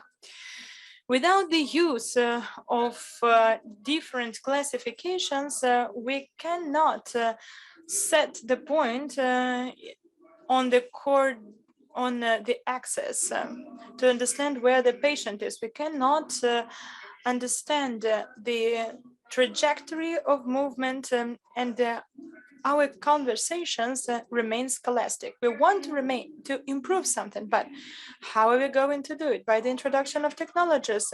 But what about specific technologies that cost money? There is a question about money, and it caused certain debates. It's clear that money is always lacking, and it's a rule of classical economic theory that we won't be able to finance everything. We face the ethical choice. What kind of technology should we develop and implement, and what technology should remain outside of the framework of funding? How are we going to take this decision? If we don't have this instrument, we take decisions on the basis of intuition, on the basis of expert assessment, thinking that experts are independent, thinking that experts make analysis using the whole set of their knowledge. But frankly speaking, it is not like that. We lack a lot to use the family of classifications, but now let me touch upon the main issue of concern. We have been talking for a long time, and now we are about to introduce MKB11, or it can be called the ICD-11, the International Classification of Diseases. You know, I told you about methods of measurement, and with the help of ICD-11, it gets more opportunities. We can measure in a more precise way. We can have a more comprehensive measurement to get a better characteristic. That means that the amount of information we are going to own will increase several times. Without a serious instrument, I mean digital information tool, and it's an innovative technology, we won't be able to do anything. We will just sink in this information. Basically, we have two ways. We either simplify the information and aggregate it till the level that we can process it in the form of paper reports, but that means we stand in the same place. We have the instrument, we have a super machine, but we use it as a harvester, and we don't get the result that we wanted to receive. A harvester is needed for specific goals, and we want to drive fast. What is another way to use innovative information technology and get the instrument that could provide us information online to take decisions? Dmitry spoke about it. 9 months before the epidemics, society recorded the increased number of death cases due to atypical pneumonia. We could draw some consequences, and this is how the decision should be taken, but we would have that information, but we didn't have it and we didn't think seriously about it. So ICD-11 gives us amazing opportunities to create new technology, but it also has some derivative technologies. And within the framework of the expert committee, there is a group on the family of international classification. The expert analysis of what should this committee be involved in within the framework of CIS programs is as follows. Of course, each country can work independently, but I believe, and I have already told it from this podium, that joint efforts will be more efficient. We will move ahead faster. If we won't make any steps along this way, then the digital tool will remain the ICD 10. But according to ICD 11, it's mandatory to use a digital tool. WHO said it doesn't make sense to develop a tool on your own. We have good programs, but they kept telling that it was written by Americans, it was completely controlled by Americans, and they had access to all the information. They said use it, and many countries followed the way. As you can see, the events of the last month demonstrated that there will come a moment in time when we won't have this program and we won't be able to analyze the data that we need. So perhaps the decision should be taken differently. What should we do? We should develop clinical guidelines on the use of the family of international classifications. Each doctor, each expert using it should have access to this environment from the workplace, should receive all the updates and work with that. It is very important to have the algorithm of the quality of the data introduced to avoid mistakes. I'm the representative of the Institute of Governance Problems, and I can tell you that the existing data are quite chaotic because each party works its own technology, but you need to analyze it. Why do you need to analyze it? To find things that are not covered, to find new trends, the existence of new trends, to be able to take decisions on time.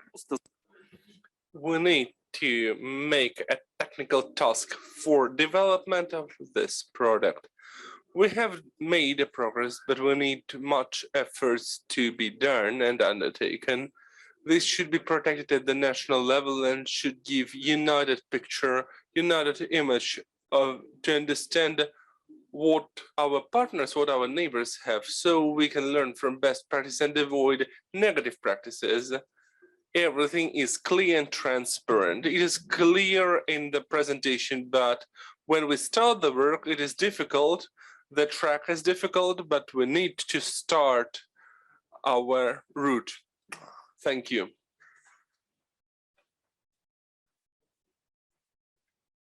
Thank you. Thank you, distinguished Mr. Cherkasov. Any questions? Professor Kadyrov? The question is not through the mic. Translation is impossible.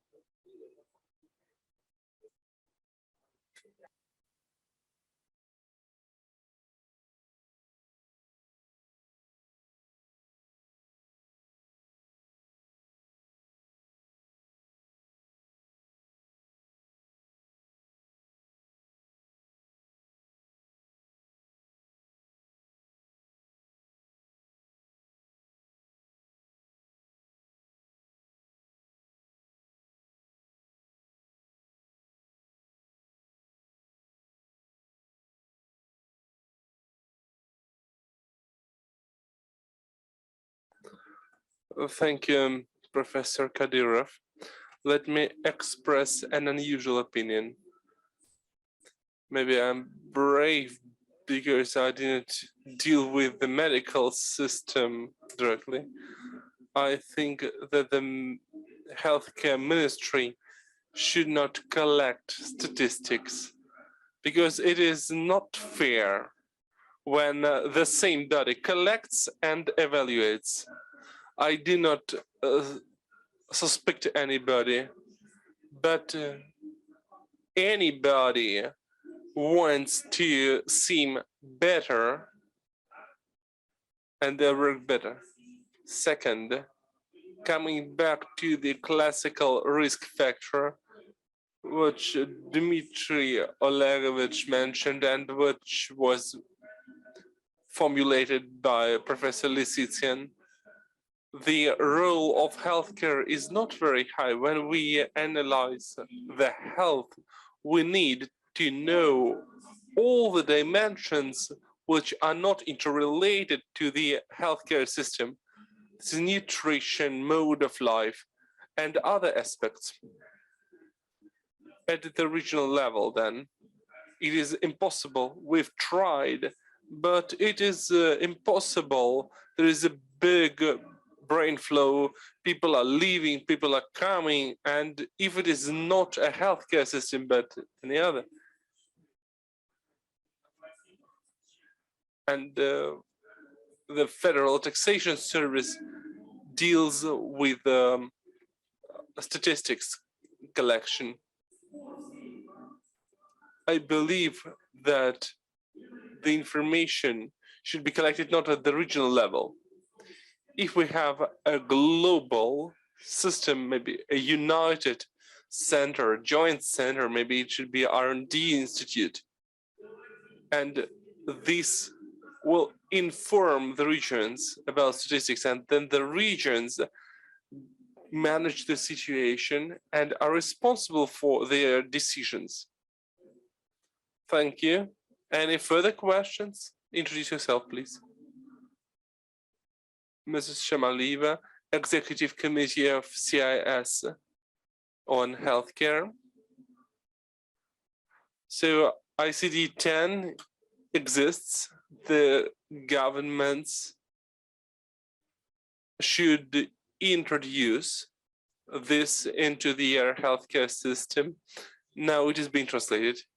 You were very emotional speaking that for certain states there are some weak points, and as a representative of Russia, you mentioned those weaks. Your institute is not within the healthcare system, but another institute deals with translation of ICD-10, of ICD-11 for further implementation. Are you in contact with those translators, translating institute and implementation in Russia? Because Russia is the leader of CIS countries. So will you undertake any steps for cooperation with this institute? This is an acute question. It is a very comprehensive question. First, the governmental bodies in Russia and other countries are translating this into local languages. It is like a dictionary. And if it is a joint for all the countries, this is very well. If not, we can live with it. The Central Institute for Informatization, Digitalization of Healthcare System is establishment of the statistical tool. It is the governmental task. And I do not interfere, but when we get data, I have a question: what we do with it? This is an expert level. How do we analyze it, evaluate it? So this is what I'm speaking about. I didn't intervene into the mandate of the government. Out of this tool, which is not alive so far, we need to make it an alive document. The implementation of technologies for evaluation of health. Thank you. Thank you. I hope you like the answer. We continue the work, and with my great pleasure, I give floor to experts of our expert. These are Beksultan, Dudkushev, the member of the Expert Council and the chair of the Director Council of National Scientific Cardiosurgeon Center, and Alexei Chukanov, director of Belarusian Medical Academy Postgraduate Education. The presentation is dedicated to the role of national expert community in health management. Let me start. And so, Mr. Sherbuk, I congratulate you on your anniversary, on your birthday, and I'm going to drink on your health.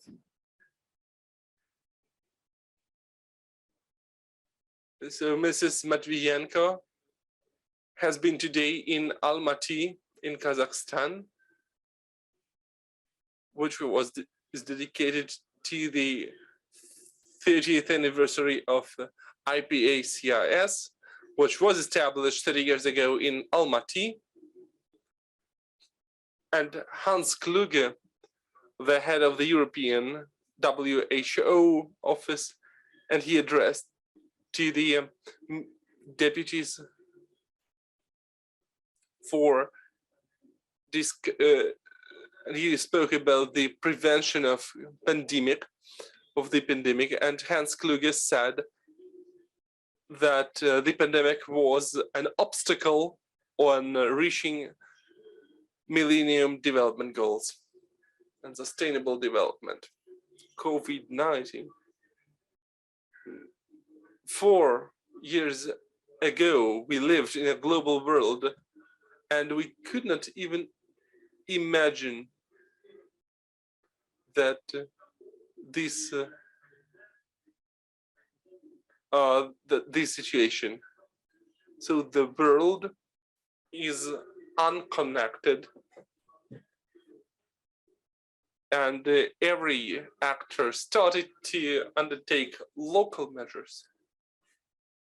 And the country, the worst situation was in the United States, when the expenditures on healthcare are the highest in the world. And it turned out that Kazakhstan spent approximately 1.8% of GDP for healthcare, and our countries coped with the situation, and the mortality rate was lower than in Europe or in the United States. Why do I mention this? We adopted 78th Almaty Declaration, then in 2020 Astana declarations. It means that the healthcare system, and I was in Boston in the early 2000s, and the first lecture by an American professor started with words, we in the United States do not have healthcare system.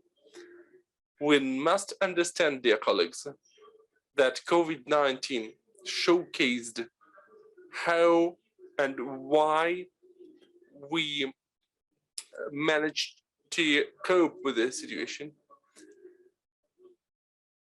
And sometimes we are ironic saying that we have reforms. I don't like the word reforms in terms of healthcare system, but Kazakhstan introduced many reforms in healthcare system, and we were able to struggle against COVID-19. The Russian Federation designed its vaccine, and the WHO has not adopted the Russian vaccine. And within IPA-CIS, we must remember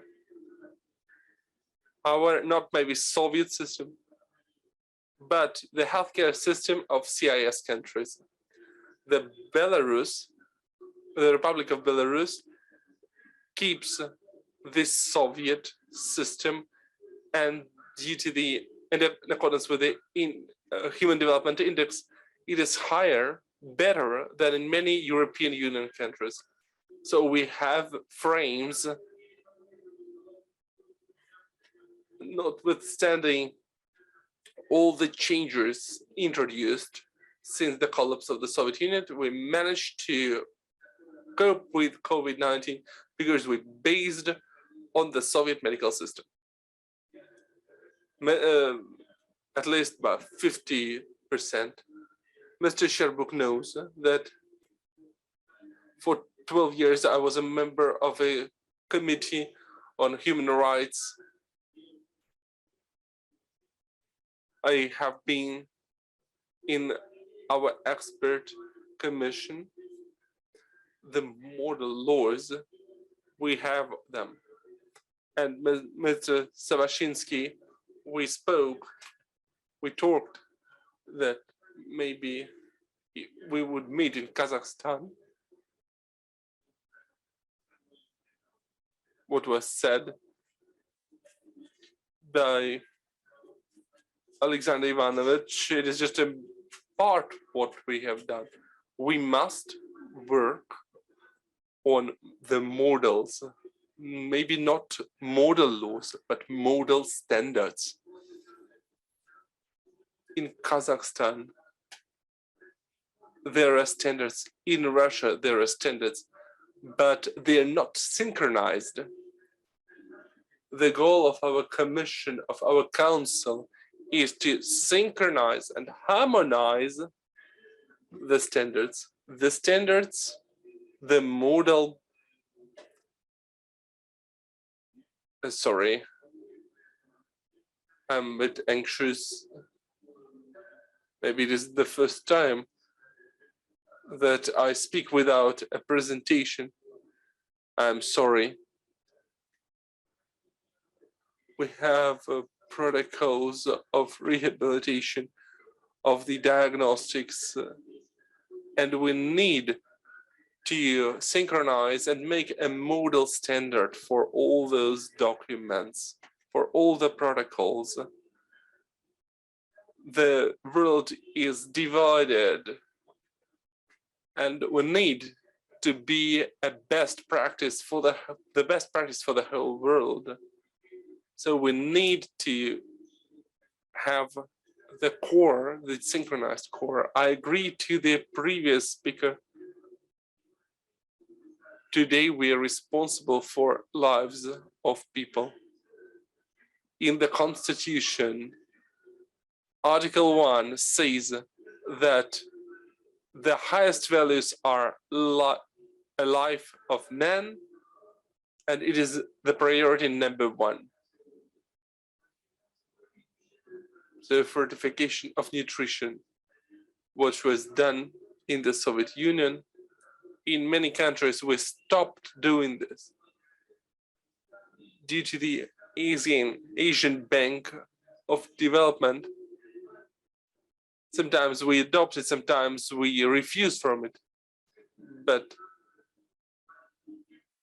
people come to us, so not fortified flour is used by people, is eaten by people.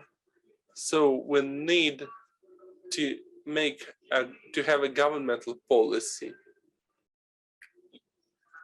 The ministries, the ministerial bodies must undertake measures for improvement of health of citizens. Sometimes we have a tunnel view and we work only within the healthcare system, but we forget that the state has institutes which can deal with healthcare system, with the health of population of countries. We are an expert council, and we need to set questions not only for healthcare segment, but for other segments too. I didn't want to speak too much. We must address to the state. It is not the task for the ministry, not the mandate for the Ministry of Health, but it is the mandate for the whole government, for the whole state. We do not need to reform the healthcare system, we need to improve the healthcare system. Thank you. Thank you. Mr. Tutkushev. Dear colleagues, are any additions, any questions to Mr. Tutkushev? No questions? I believe they're for the floor. Mr. Sherbuk, before you give the floor to the next speaker, I would like to drink to you and your health. You have drinking champagne. It was easier for you. I have not champagne. Now I give floor to Alexei Chikanov, Director of the Russian Medical Academy. Distinguished colleagues, first of all, thank you very much for the honor to speak. And since many years, we have been participating in this forum. As Mr. Tutkushev mentioned, in Belarus, we have well-developed expert and primary care.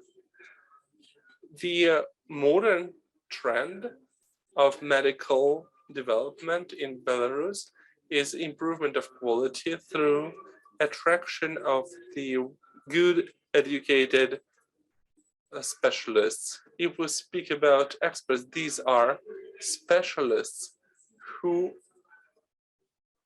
keen on the peculiarities of the local healthcare system.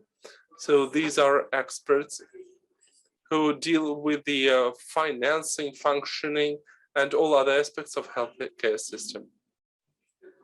The task of expert community are the following. These are practice-oriented mandate. This is a detection of the weaks in provision of medical care, and then design of measures for improvement, for closing those gaps. So the experts are to prevent further weaks and problems. We have a very thin border between expertise and evaluation.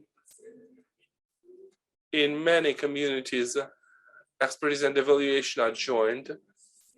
So far, organization of healthcare system has a strict system. This is a vertical system with the chief medical doctor at the head. And this system deals with evaluation of the healthcare provided. There's a special body which participates in transformation of the healthcare system in those frames which we have discussed. The experts are those people who deal with national healthcare systems, who evaluate national healthcare system. Who are these people? Do we have conditions for selection, for education selection of those experts? We have a bigger structure in the academy. There are 4 faculties with different number of chairs. You see, we prepare medical workers in different areas.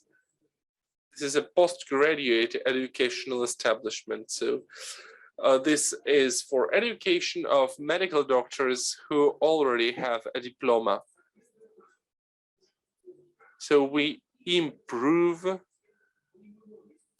the knowledge, their competence, and find out experts for the medical healthcare system. These are experts with big expertise, and they are members of various councils, technical councils, like in the Russian Federation. For efficiency of educational programs, there are special councils. We also have a Republican Center of methodological provision and medical and pharmaceutical education.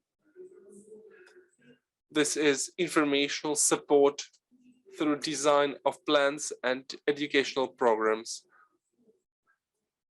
So we are experts for educational system, for the system which prepares the future of medicine in Belarus. We also have a separate course for the heads of establishments, medical establishments. We have an online remote course. It's a policy and practice of healthcare, public healthcare. And we also have a school of healthcare manager, and we try to find out the most experienced managers so that we can include them into our expert community. We also run round tables and workshops. And there is a basis. This is the approved scientific schools. There are 21 schools all in all. And the members of those schools are experts of the world level. These experts participate in international seminars, share their expertise, and we can speak about them as about members of the World Expert Club. We have programs of international cooperation. Practically, it is implemented through different programs. Mr. Tutkushev noted that expert communities are divided, but now the efforts are centralized, and this allows to spend resources more efficiently. And we try to join expert communities, taking into consideration all the countries which Mr. Cherkasov enlisted. We have an East European Coordination Office on Project Avicenna. It is a member of the Logistics Center of National Recommendations in the area of healthcare and medical education. Healthcare and medical education are links of the joint system. We prepare people, we prepare human resources for medical healthcare system. You see there is the Office for Cooperation with WHO, the Office for Analysis and Development of New Technologies of Postgraduate Education, online educational office, because the population must know about the best practices in healthcare system. So I'm sure that we are on the right track. The event in April, which will take place in Belarus, will be another benchmark in our successful story. On behalf of the Republic of Belarus, on behalf of the Belarusian experts and members of Postgraduate Academy of the Republic of Belarus, I would like to express my gratitude for the input into the development of the expert community of CIS, to Mr. Sherbuk, and I give a special golden award to Mr. Sherbuk for all your efforts.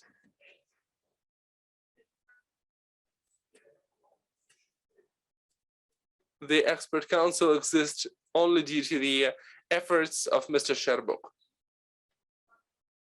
Due to your ideas, the speaker does not use mic. Translation is impossible.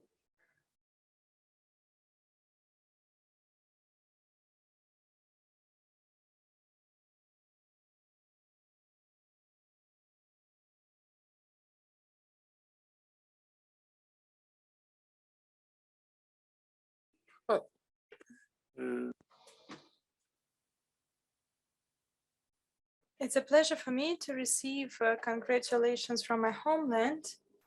I'm a graduate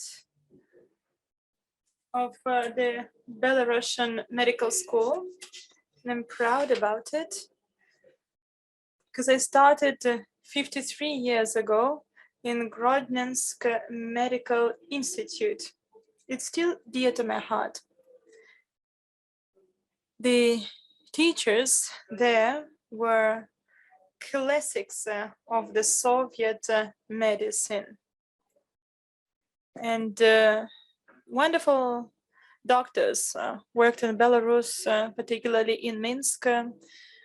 The Soviet Union was proud about them. So it's a pleasure for me to receive this award from you. Thank you for your contribution and your participation. I'm proud that I started in Belarus, and I'm no less proud that I started in Russia, in St. Petersburg, in Samara Medical Institute, which is the university today. I studied in many medical facilities, but of course, the biggest gratitude goes to my very first teachers and tutors. As famous Professor Gabazov from St. Petersburg, when he started the first lecture at the chair of anatomy, said, red lines go through the whole anatomy and body of the human being, and said that it's a lancelet. He worked with Professor Previous, who worked at the chair of anatomy in Leningrad State Medical Institute, named after Ivan Pavlov. I'm happy about it, and once again, thank you very much.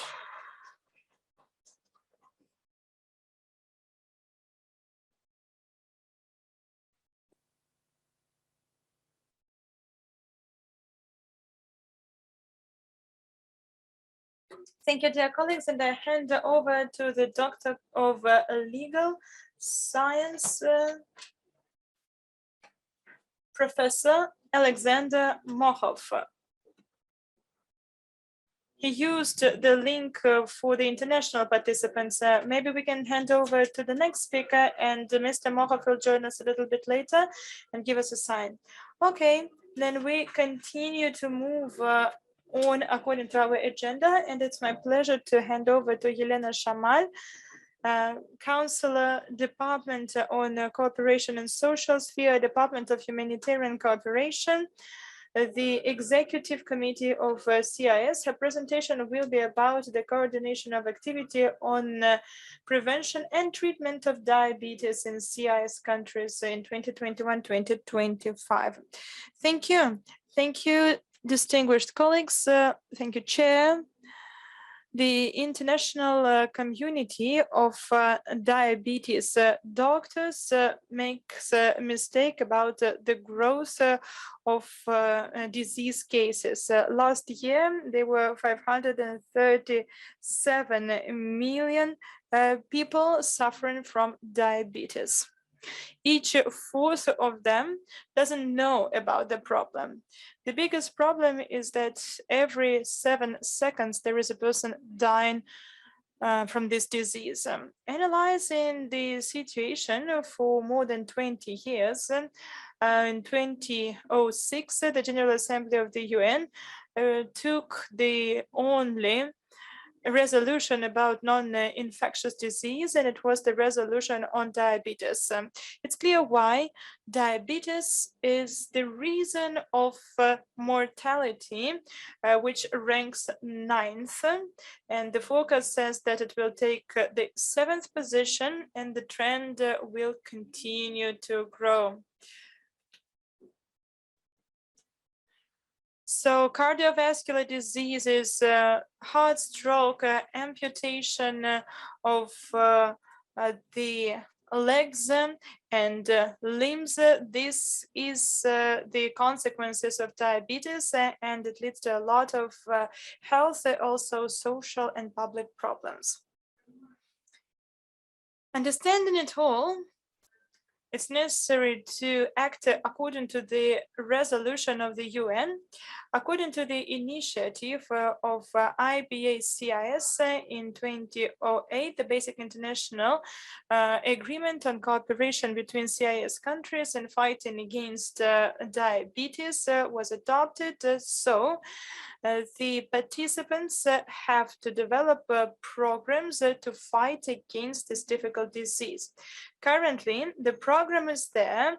It has the program from 2016 to 2020. And it is completed. So we are preparing the report of the program, and now the experts are developing the next 5-year-old program. It entered into force last year. When we analyzed the program for 2016-2020, as Nelly said in her presentation, this program should not be a philosophical work just to remain on the table. And this program for 2016 and 2020, leading doctors from CIS countries implemented the program and understood unanimously that it's necessary to develop a standardized form of report to determine the main points where we could understand the efficiency of program implementation, and with the help of which we will be able to assess the situation with diabetes in CIS countries and to assess the efficiency of activities of the program to create the set of activities for the next 5 years. So we started to report about the results of the program to the authorities of the countries, members of CIS. I'd like to tell you that the proposal was made from the Committee on Economic Issues to represent not a statistical report, but to make a detailed report about the diabetes problem. Let me tell you about statistic indicators. The experts came up with 9 main areas. And there is division into diabetes of the first, second type, grown-up population, and children population. So the full statistic analysis can be different for different countries. I'd like to remind you that at the platform of IPA-CIS, there is a statistic committee. It also collects statistic data in the sphere of medicine. But the area of activity is quite narrow, so it doesn't cover all the details, all the statistic elements of different diseases. Last, I'd like to draw your attention that not in all CIS countries they record statistic indicators determined in the table. We had debates whether these indicators should be included or not.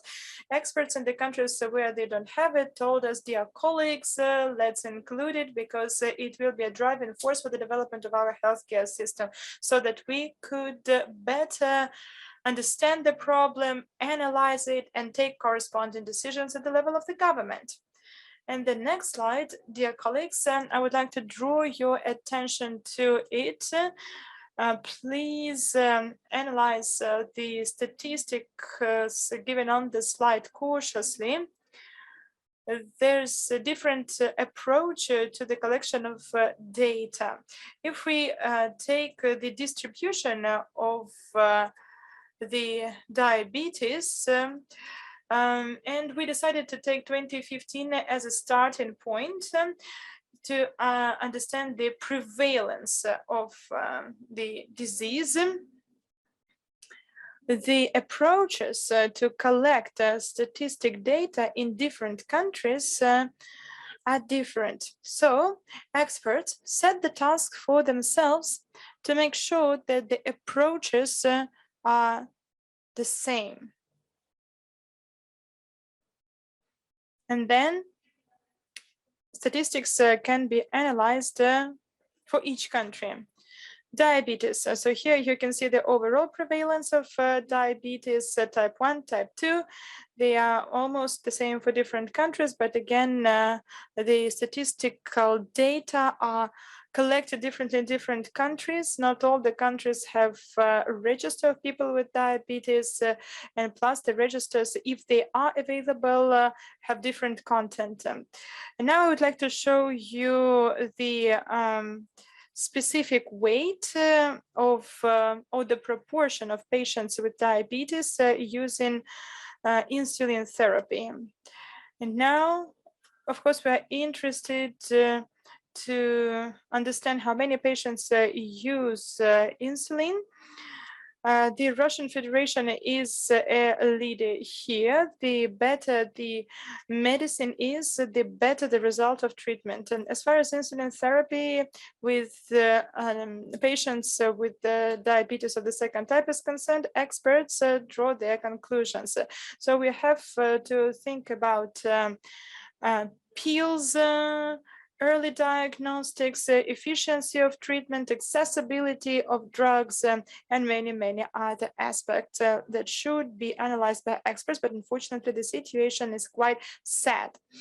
As far as the control of compensation of diabetes of all types is concerned, here you can see the number of research HbA1c for one patient per year. The Republic of Belarus is a leader here. In other countries, this area is to be developed in the future. Now I would like to speak about the prevalence of blindness among the patients with diabetes of the first type. For 100 patients, the data from 2015-2020, some countries have high prevalence of blindness, and it's mostly diabetes type 2. Prevalence of blindness among patients with diabetes second type, and in the Republic of Uzbekistan, they have almost the same prevalence of blindness with diabetes type 1 and type 2. Chronic disease of kidneys. It's an invalidizing, very difficult pathology. It requires a lot of money and efforts. The percentage is different in different countries, but it's quite high everywhere. And now prevalence of the amputations of lower limbs. Lower extremities among patients with diabetes. It's quite high. And then mortality rate among patients with diabetes for 100,000 people. Approaches to the recording of mortality rate. There are two different approaches how to do it. You either make a record of the patients who die from diabetes or patients who have diabetes and die from other reasons. So it requires to have a unified approach. I would like to let you know that last year, when the program for 2021-2025 was approved, that program was signed by 2 times more countries than the previous one. It's a testimony to the fact that people are interested and have a will to resolve this difficult problem in medicine. So the new program for 2021-2025 is a continuation of the first one. However, we understand that the continuation of statistic information collection is still our top priority. Taking into account the analysis of statistic indicators, we will determine the efficiency of activities. This program has 4 areas of focus. All in all, there are 22 activities. I hope that activities will be efficient and will be implemented in the countries. As far as diabetes control is concerned, we have 4 levels. An expert level. These are the experts of diabetes science in CIS countries. The expert level or the expert council on diabetes includes not only endocrinologists and doctors. We also closely cooperate with patient communities, and we actively work with the experts representing European and World Healthcare Organizations. The next level is the level of ministers, economic council, government, funding, it's the distribution of funds, that all is here. Again, the share of expenditures is so that about 15% for diabetes from the overall expenditures for healthcare system. But if you take into account also the proxy indicators, then the expenditures will be higher. What are the expected final results of the program? We decided not to set any figures that we are striving for. To our mind, it's too early to do it. But we would like to see the dynamics of statistic data changes, and we are going to track the trends. So during the next stage, I suppose that we will be able to determine some specific points which are important for specific countries and CIS in general. We are not limited with the SCI space. My colleagues already told you that we have wide opportunities for international cooperation at the platform of the UN and the platform of WHO. We are actively trying to use the international platforms in order to improve our professional level and to make sure that we work according to the existing international standards. I would like to particularly tell you that diabetes program is of course a specific and quite targeted type of activity. Nevertheless, within the framework of CIS, there is a wider strategic document that covers prevention of non-infectious diseases, and it also covers the issue of diabetes, and that is the strategy to improve the health among the people living in CIS countries. The main curator of the document is the Institute of Information of the Russian Federation. It's also the basic organization within the framework of CIS. So today, experts develop the draft plan for 23-24, and here we would like to use the experience of our achievements and introduce digital indicators. We are going to analyze various indicators for each country, and they are not unified for all the countries. Each country can develop such qualitative indicators with the due regard to their point of departure, guidelines of international regulations. Distinguished colleagues, thank you for your attention. I would like to say, since a couple of years, the level of the efficiency of our cooperation as representatives of the Council on Healthcare, this cooperation has improved. We have a bigger international platform. We have a bigger number of experts participating in implementation of new projects and solution of difficult problems. But the most important is that people are inspired by the activities for better healthcare systems and for closer cooperation between healthcare bodies in our countries. Thank you very much.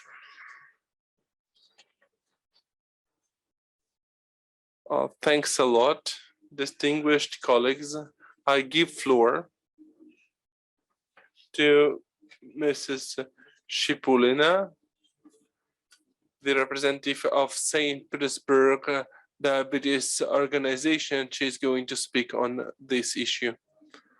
Thank you, distinguished Mr. Sherbuk. I would like to say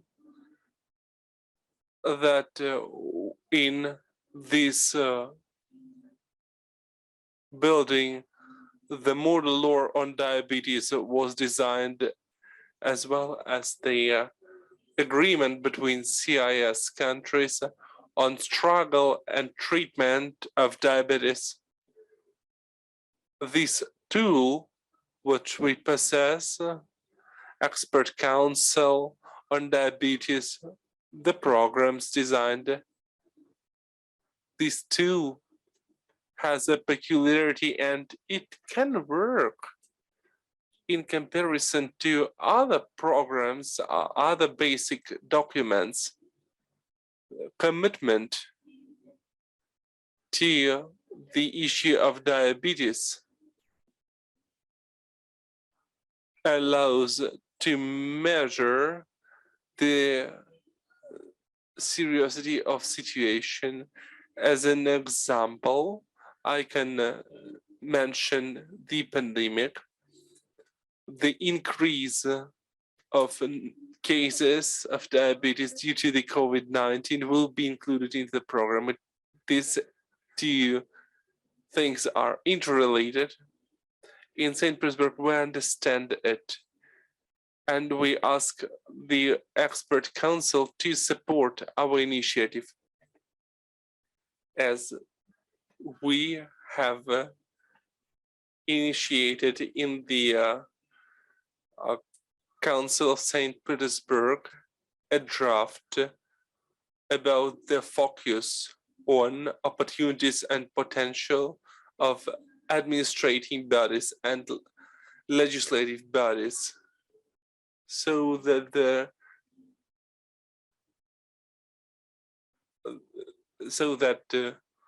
the problems of diabetes will be solved through rehabilitation after COVID-19, support the provision of medicines, which must be in the store of and in the possession of the city government. We know there will be a substitution of the medicines, insulins.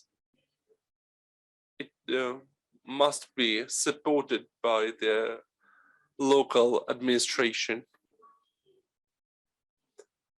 All the amendments have been introduced. After these two discussions, there will be the third final discussion in the city council.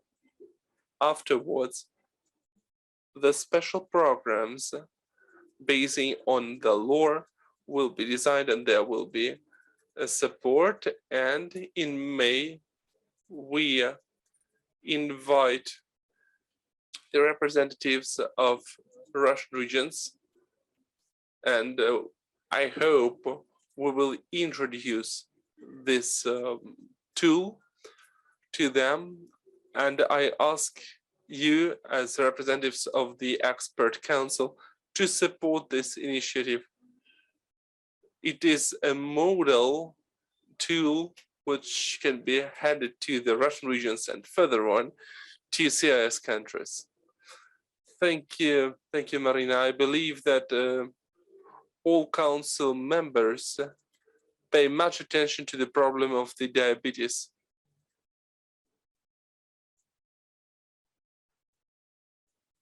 we know how this problem is difficult, and this problem is very acute for St. Petersburg.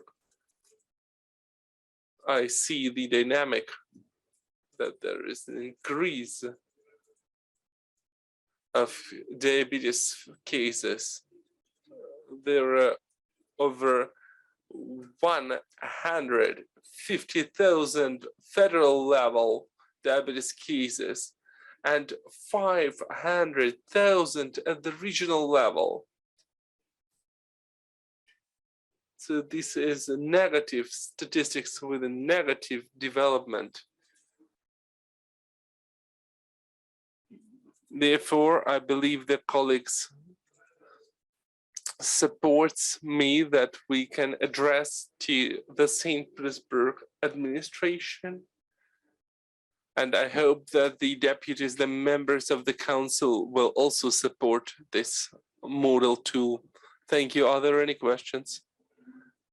I have a suggestion.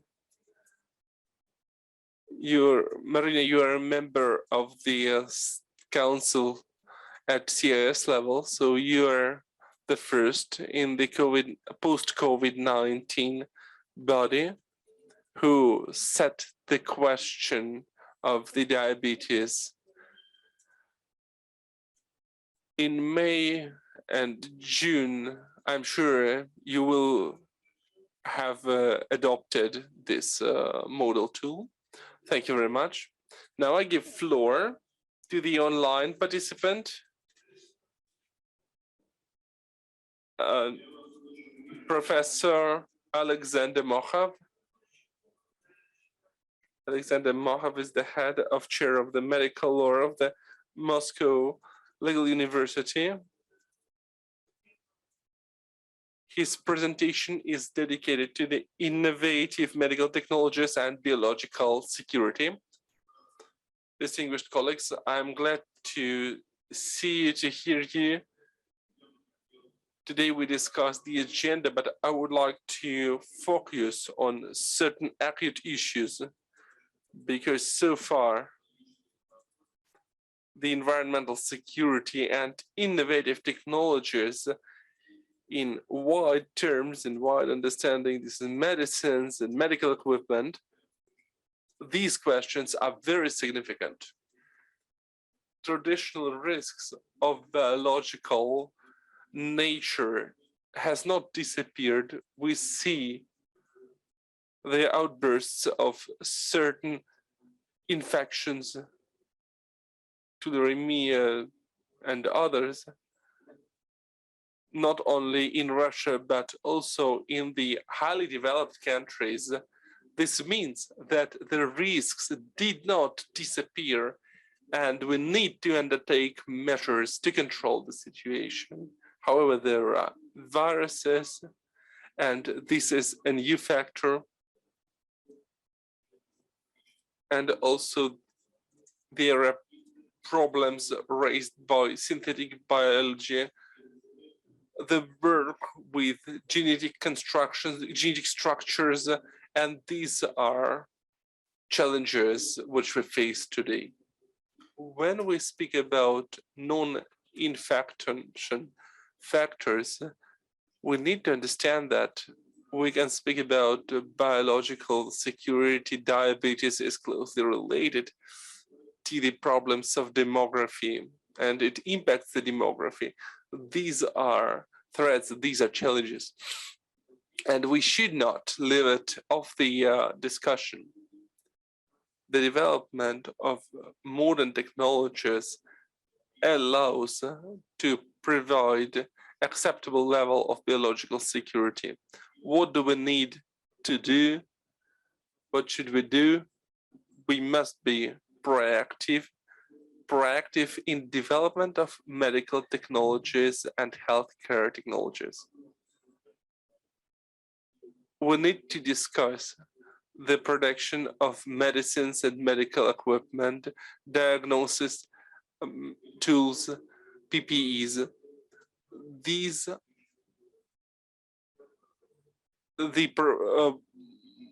Russia is provided in different regions, are provided in different volumes, like maybe sometimes 50%, sometimes 70%. But we need to be proactive. We need to establish clusters and platforms, state corporations and other structures which can join efforts at national and overnational level. Another aspect which is very important, and it is a bit off the table due to the COVID-19, is that the healthcare systems, national healthcare systems and international healthcare system should be ready to struggle against threats of biological nature. Infectional service must be on place. We must set a question of a segment, of a sphere of reserves. This issue is also significant. We possess IT technologies, but even with IT technologies, we cannot solve the challenges. We cannot reply to the challenges which we face.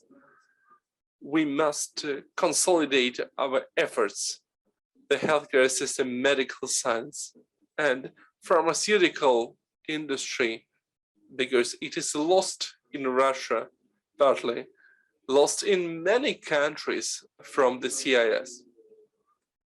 Speaking about the legal frameworks, I must say a couple of words.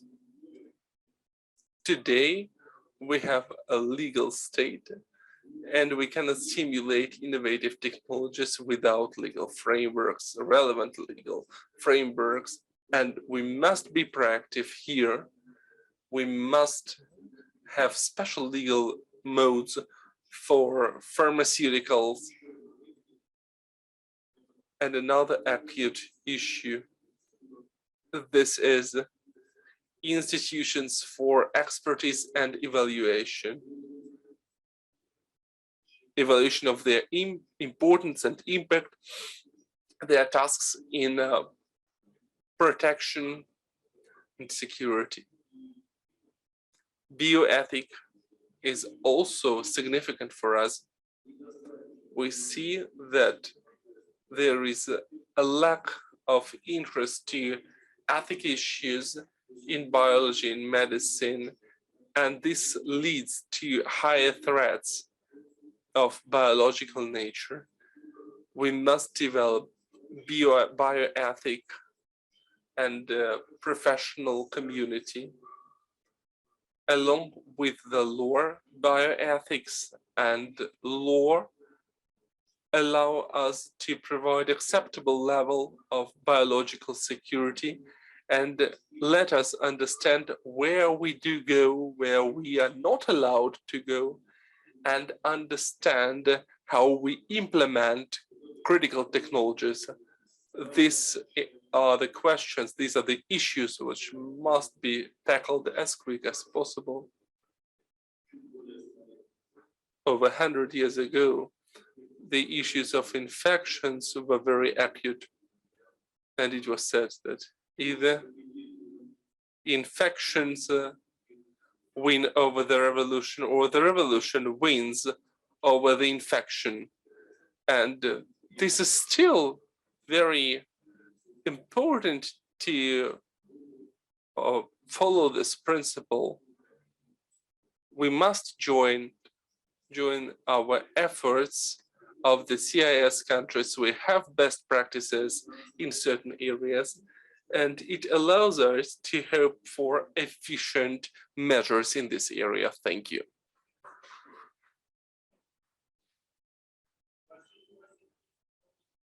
Thank you, Professor Mohav. Do you have any questions, please? It is not a question, but maybe some information. Epidemiological situation of dangerous diseases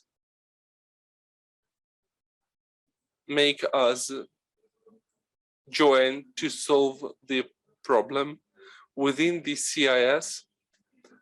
since 2 years, we have been working on an agreement for prevention and mitigation of the emergency of sanitary and biological nature. We are close to the end. The states approved the document in June. We are going to hand it to the Economic Council, and in the second half of 2022, the document will be presented for signification, for signing of the heads of governments of CIS countries. Any questions to Professor Markov? He's an expert in medical law. You can make use of a patent. May I ask the question, Mr. Markov? Of course. Could you tell, please, or maybe you can share your opinion? We have spoken that the government announced moratorium for a number of activities in the new economic reality.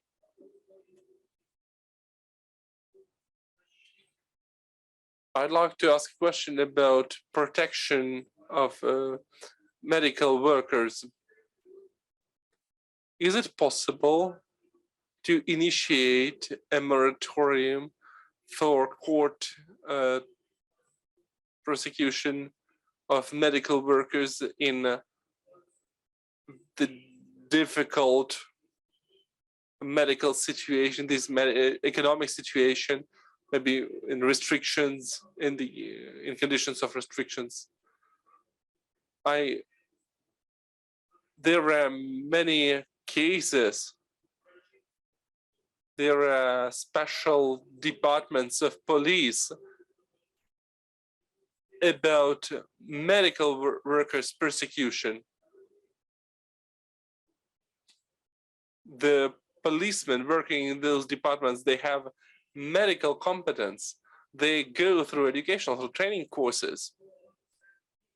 But you know those articles 108, 109, 111, 118, 124, 293. Those articles are well known by the heads of a healthcare system, because implementation, especially 109 and 124, is widespread, and we have negative statistics. In 2019. There were 2,100 such cases.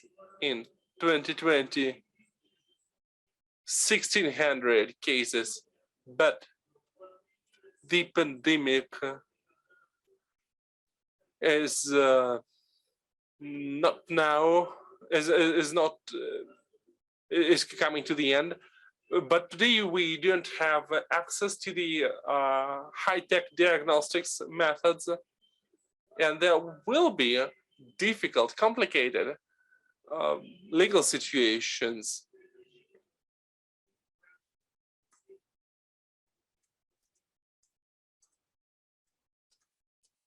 And there will be accusations of medical workers. Let's split your question into 2 units. First, moratorium. I do not disagree. I agree to it. But it is more important to understand the following. In Russia, there are no extraordinary legal modes.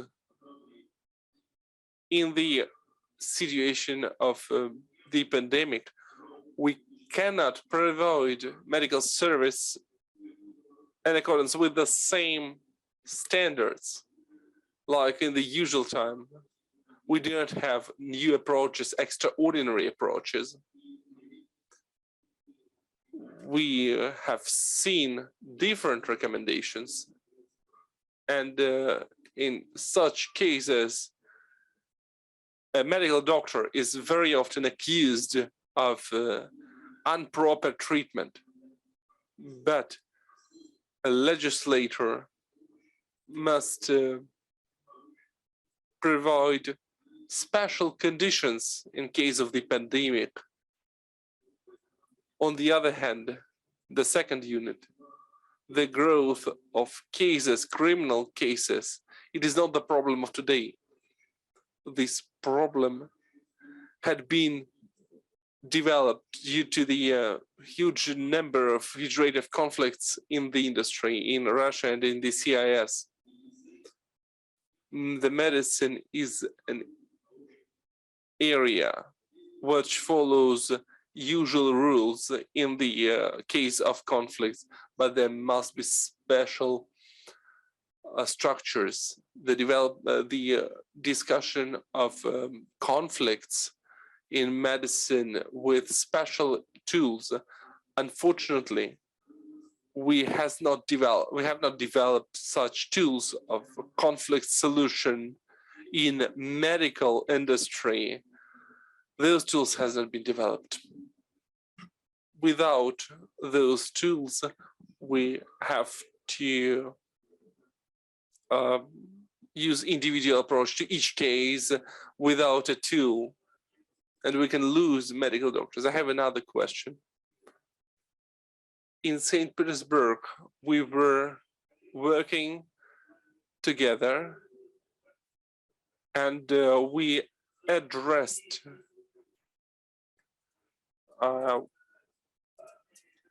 we used the mechanism of arbitrage, and also addressed to our colleagues. Do you think that the government should use arbitrage for disputes between medical doctors and patients? Maybe you can give a short reply.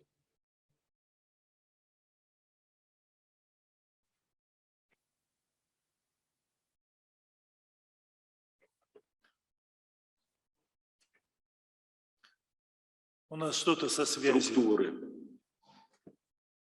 I think we are having a problem with our internet connection. Alexander, can you hear me? We cannot hear you. Mr. Mohov. I had a problem with the internet connection. Can you hear me now? Did you hear my question? Yes, I heard your question. Actually, I started to talk about it. For medicine and for other specific areas, special alternative procedures work better. These can be third-party arbitration court, conflict commissions, the institute of authorized bodies, then regular courts. If the person or a patient gets a negative decision, it's a different case, but we know that the percentage of successful result is low. But in our case, we know that arbitration works, but because of legislation, it becomes more difficult to use it. I think we need to use it. I think we need to create the so-called doctors' chambers, self-regulated communities of doctors to have third-party arbitration courts, and they could be used positively. All right, so the practice that we started 20 years ago was correct, but unfortunately it didn't bring results. But I think that we need to continue to work on that with legal experts. Thank you. Thank you. The floor goes to Larisa Danilova, the head of Aviacena project, head of the chair for endocrinology, Belarusian Medical Academy, the Doctor of Medical Science, Professor. Her topic of presentation is the role of innovation technologies and provision of medicine for for the diagnostics, treatment, and rehabilitation of patients with diabetes in CIS countries. Thank you. Mr. Chair, distinguished experts, and distinguished colleagues. Of course, speaking about the project, and it took us quite a long time to prepare for it, finally, we are starting the first steps to implement it. It's very important to choose the areas of focus where we would like to start our activity. We would like to choose the topics that are especially relevant for post-Soviet countries. One of the main tasks is to develop technologies of quality assessment so that we can assess what innovative technologies will be more suitable for the use in post-Soviet countries. Ms. Shamal told us about different diabetes indicators in CIS countries, but for us it's very important to have a standardized approach to the development of registers. They should take into account best practices available in the world as well as national experience of our countries. It's truly important for us to understand what models will be considered to be proper for future use. New governance technologies are important for us, and also the question of accessibility of modern medicine is important. Countries of the world take into account the standards of medical assistance for patients with diabetes. The American Association comes up with such guidelines, and we have to take into account accessibility, price of treatment, insurance, and a lot of new molecules that have been created over the period of 20 years. And they don't say that this particular molecule should be used in each country, because each country can determine for itself what opportunities it has. Nevertheless, I would like to cover some practical aspects today. There is an old anti-diabetic drug, and this old molecule that you can see on the slide, it has effects on the mass of the heart organ, and the new the old molecule has an impact on the mass of left ventricle. In the second case, it's a modern medicine which has a number of negative effects, but the mortality rate decreases. We also spoke about the problem of insulin therapy today, but at what stages do you use insulin? We create new molecules. Is it always so that if you use a new molecule when you already have the side effects of diabetes, will it be efficient or not? For us, it's very important to speak about availability to consult the doctors working in the fields. In CIS countries, we can talk to doctors, we can organize meetings in the universities and hospitals so that we can provide help to the regions, and also international experts can take part in such meetings. Are there any problematic aspects? Over the course of 5 years, the view on diabetes type 1, type 2 changed completely. Diabetes type 1 turned out to be not so homogeneous, and diabetes type 2 is not a homogeneous disease. Here is the work which was represented by the Swedish Diabetes Society. There are 5 different clusters. Our colleagues from China tested their population and came up with 7 clusters of the diabetes type 2. Is it about simple interest? No, it's about the expenditures that the healthcare system has to make, and it's also about the education of doctors, what medicine is needed for the patient to live without any side effects and without any complications of the diabetes. Modern medicine is, of course, international. All the medical societies are international. Nothing brings people together like a common problem. I think it's necessary to take best practices from each other. There is nothing bad here. So within the framework of our Center project, we pay attention to various diabetes programs in the countries, how they were implemented. We count on the idea that we can also bring some of the projects to life together with our international colleagues, because we have more bigger database, more clinical cases, and we can select the areas of focus. We can determine the stages of early diagnosis, which has an impact on future treatment. Do we need to pay attention to the treatments in other countries? Yes, of course. They openly speak about high mortality of patients with diabetes in case of COVID-19 in France. Our colleagues from France analyzed this case. Do we need to select not only the complications of type 1 diabetes that lead to mortality, but do we need to pay attention to the quality of life of patients with diabetes type 1? Yes, of course, we know that COVID-19 brought us a lot of cases of insulin-dependent forms of diabetes, and it will lead to additional expenditures of practical healthcare system. Plus, we know that in Norway, the trend of disease prevalence is negative.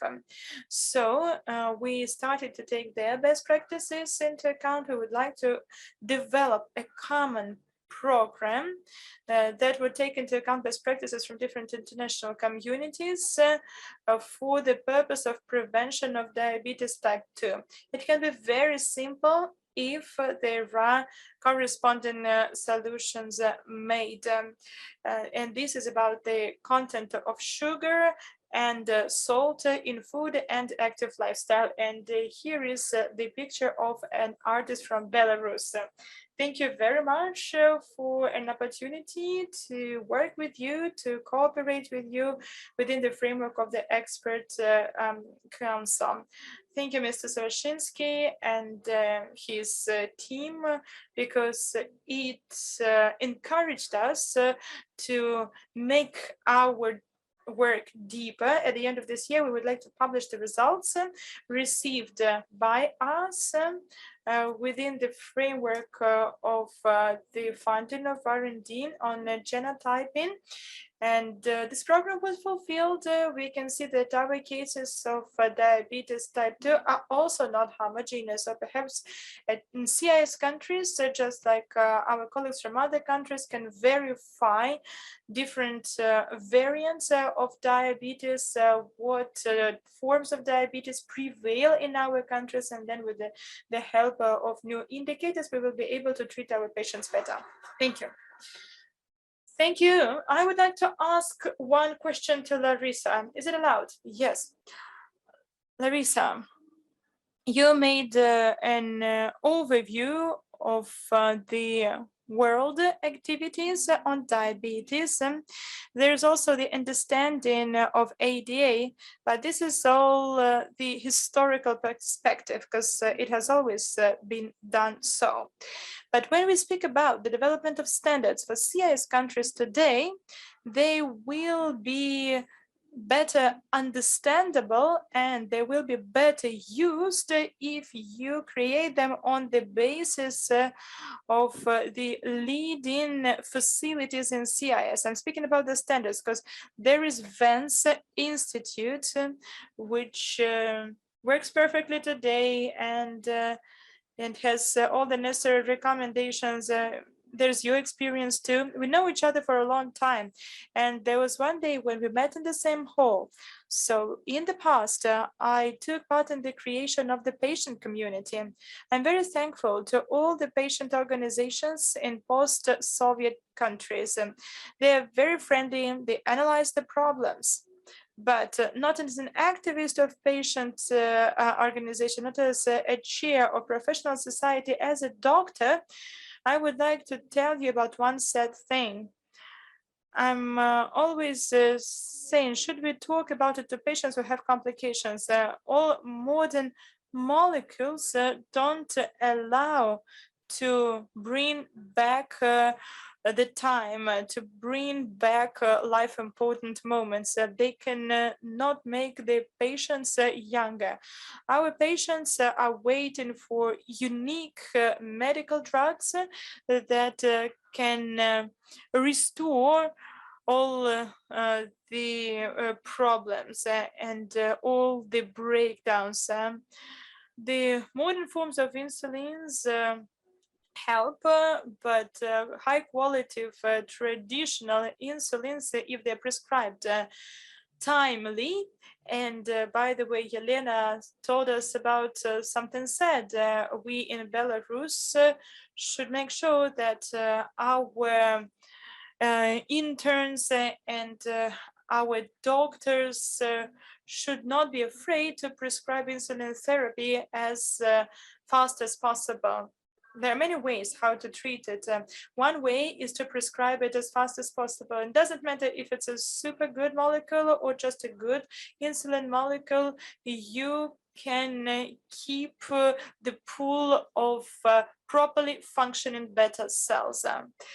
This is an ability to save the money for new technologies in the budget. New technologies should come, of course, but it doesn't mean that you can restore everything which was broken down. Of course, we want to use new technologies and we want to prove it to the decision makers why health improvement programs are required. And today we should stand up each 45 minutes and move around. At schools, we will also try to explain it to people that children should be able to walk around, and during the breaks they should be allowed to run around. We're going to discuss new technologies too. In CIS countries, we can start epigenomic research to select the factors that we can modulate to increase the quality of life and to improve the health in our populations. Thank you. Thank you, dear colleagues. Are there any other questions? I would like to ask one question to you, Larissa. You are a professional, and I would like to ask one question to you, which you can answer from your table.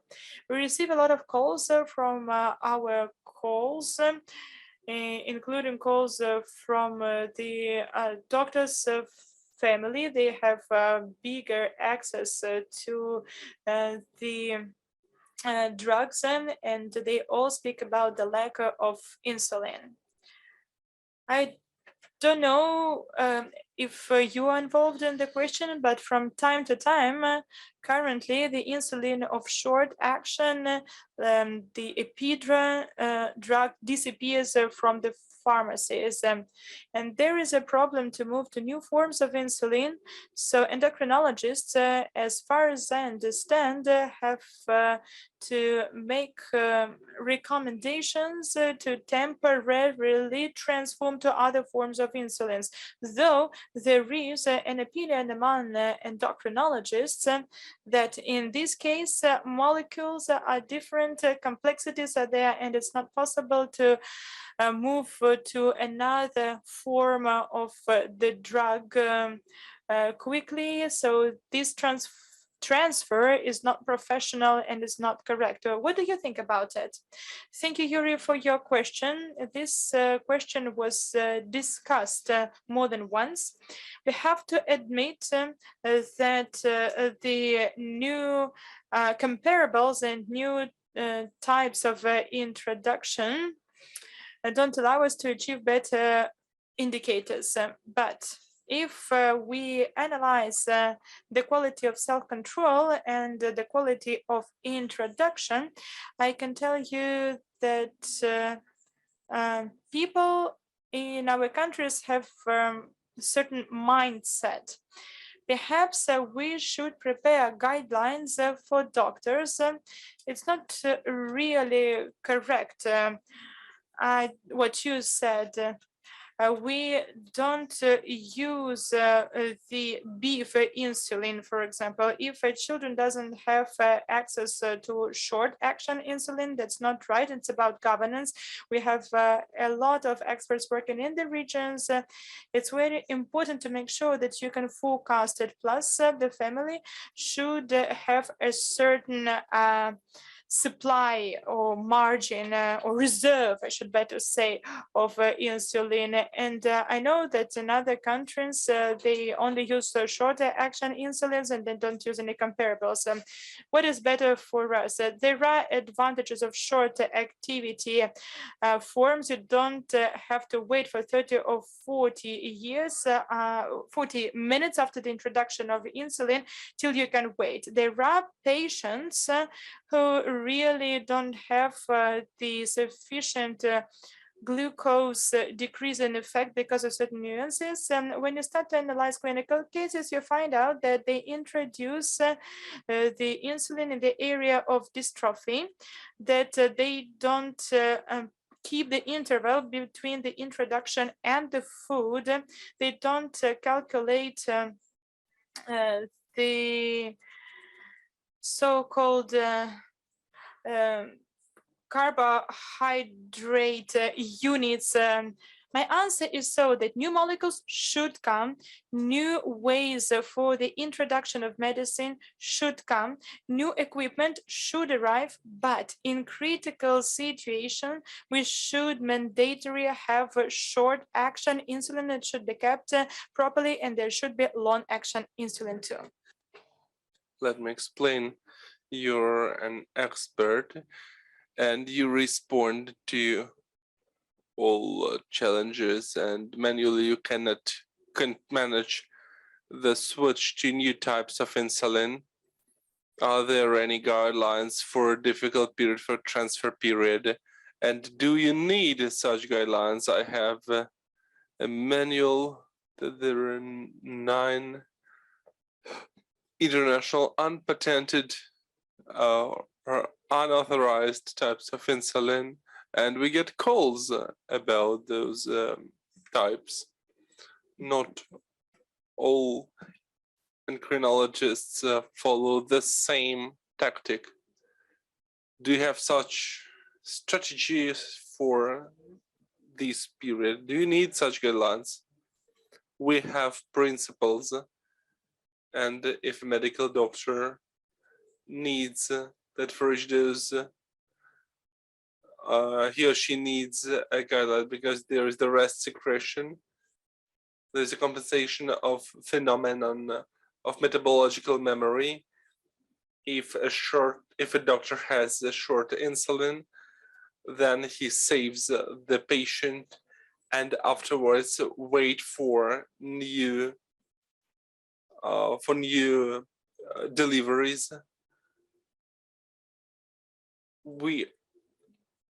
So there are some recommendations. What should not be done? What should be done? If there is a short insulin, then use short insulin. So the worst situation is the lack of insulin at all. Okay, are there any further questions, dear colleagues? We move into a clinical system for those who deal with clinical medicine, because we have also members who teach, who provide consultancy, and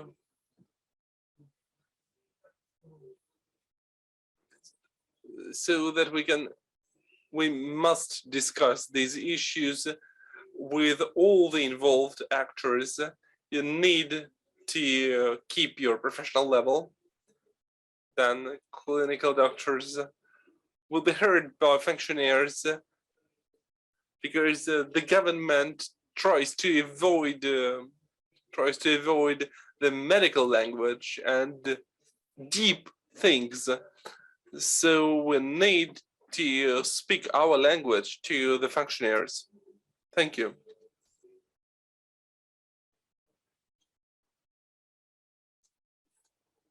Everything comes to the end. Neurosurgeons say that even neurosurgeries can come to the end. At a certain time, for 30 years, I didn't have any lunch breaks. And for 30 years, I didn't know what it was, a lunch break, because I didn't have time. If you're a neurosurgeon, then forget about lunches. It is because of peculiarities. Therefore, I give floor to the final presentations to the team from St. Petersburg State Chemistry Pharmaceutical University. Design of survey of efficiency of medicines by COVID-19 with elements of post-marketing, pharmaceutical and economical researches, and the evaluation of technologies of healthcare. The speakers are Oksana Dmitrievna Nemyatek, professor of the chair of Pharmacy Management and Economy, and rector of St. Petersburg State Chemistry Pharmaceutical University, Professor Igor Narkevich. So, Professor Nemyatek, the floor is yours.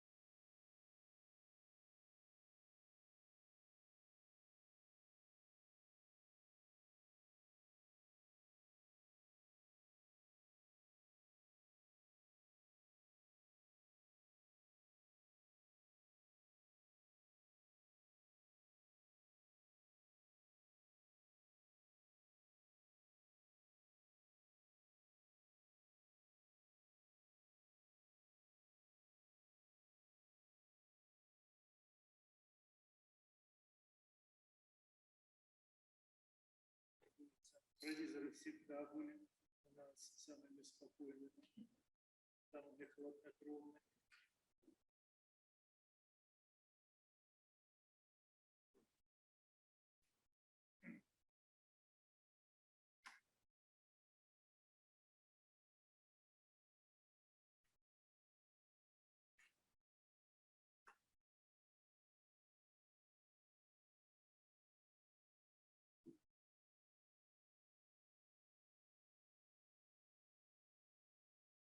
Давайте тогда пока в плане дискуссии с аудиторией я позволю себе задать вопрос. The chair does not use mic. Translation is impossible. У нас для решения вопроса с дефицитом хорошо знаете, вот у нас в Петербурге было совещание, вчера включалось 34 наименования. Я говорю в первую очередь о препаратах из группы жизненного лака. Есть препараты, которые напрочь отсутствуют на многих нозологиях. Если бы здесь в зале сегодня был наш главный, я его приглашаю. Я как заведующий кафедрой нейрохирургии и неврологии всегда отношусь, в первую очередь, когда учили к своим коллегам, я начинаю всегда с неврологов. Нейрохирурги подождут, они будут долго сидеть, долго запрягать, очень долго работать. Неврологи более в этом смысле для дискуссии подготовленной. У нас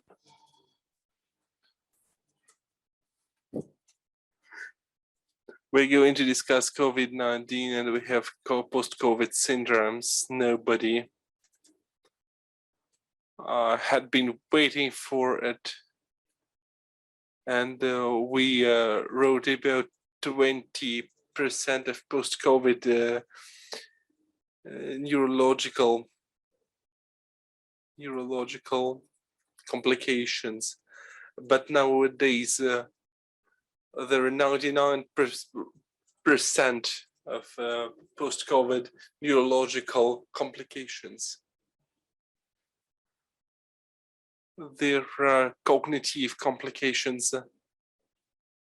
We start to think and to try to bring from our memory to remember those things which were evident. I didn't remind you of figure 7. When you start the this operation, you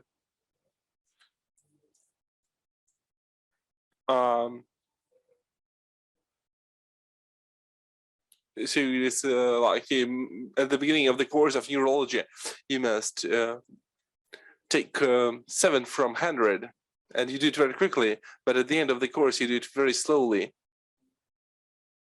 So neurosurgeon surgery is very complicated,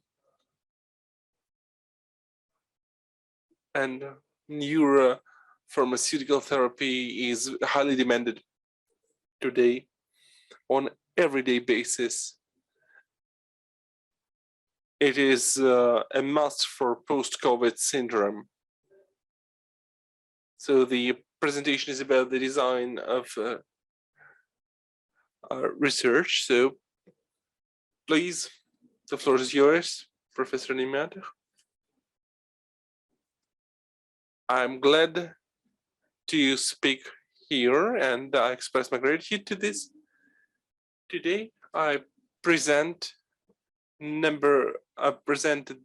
the follow-up of my presentations. So I will speak about pharmacy. The task of my presentation is to design research.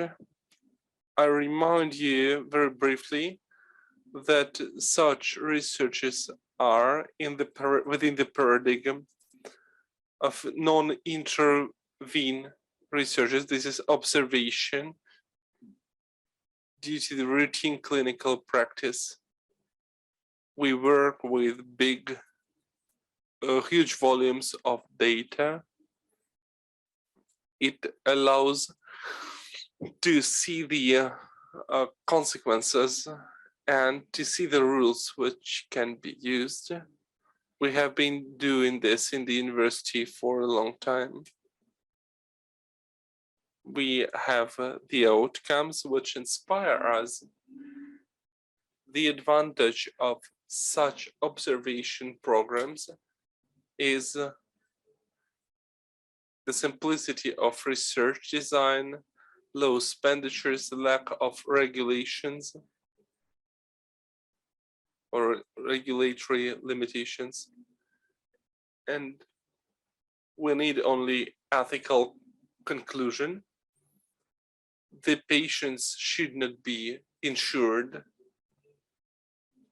they can be used by all of pharmaceutical industry actors.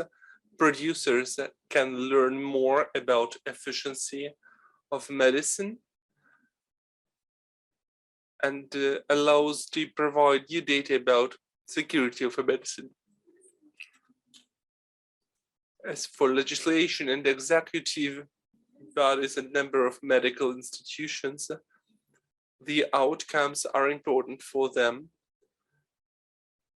because the research, such researches allow to find out efficiency level of researches and of use of medicines.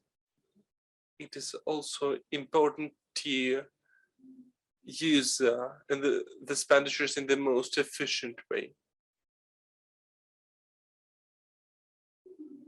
Today, I'm going to speak about multi-focused research and related to the new approaches of management in medicine provision to children with COVID-19. Previously, we thought that COVID-19 threats the elder people,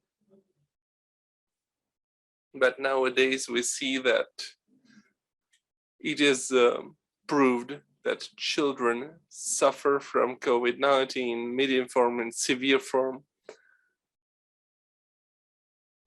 We cannot ignore it. Approaches in treatment of children and high changing level rate of this virus mean that a correct approach is to conduct a full-scale research to allow optimization of expenditures of the state to treatment. So we have theoretical and practical significance there on the slide. Let me stress that such results will be demanded by all actors in pharmacy, in all systems of healthcare system of different states. What were the tasks of the project? This is an international research, and we are planning to conduct it in Russia, Kazakhstan, Belarus, and Uzbekistan, but we are ready to involve more states. The methodological approach aims at solution of these tasks. This is the analysis of clinical approaches implemented in these states. First of all, clinical recommendations approved at national levels. Moreover, such research will include analysis of medicines on the national markets. It varies from one country to another. We also must evaluate the sales of medicines and the volume of medicines used in hospitals.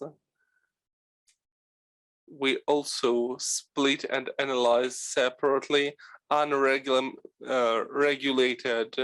prescriptions. We are also to conduct analysis of expenditures of medical institutions at the national levels, and we also need to create a structured description of medical technologies used for treatment of COVID-19 by children. We also conduct analysis of pharmacoeconomical analysis of strategy of medical treatment of children with COVID-19, and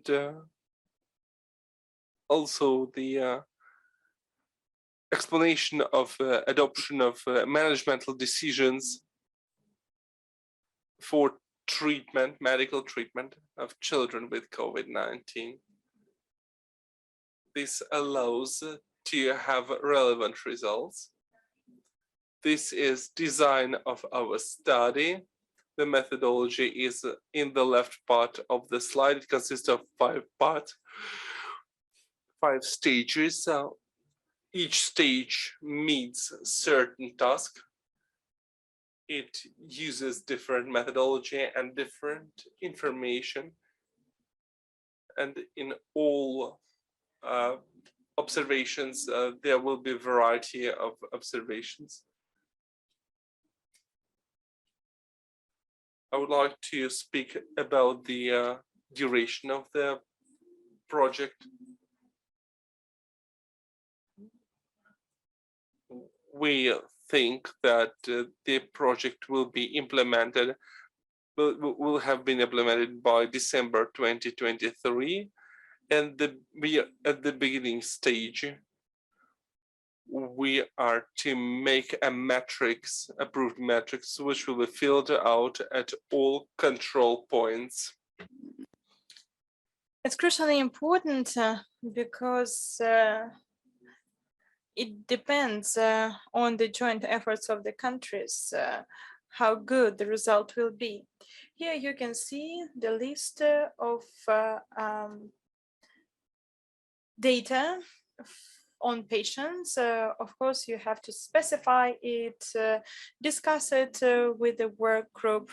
But as for today, we can see that it can be used as the basic list of data, 63 indicators to create the database of patients.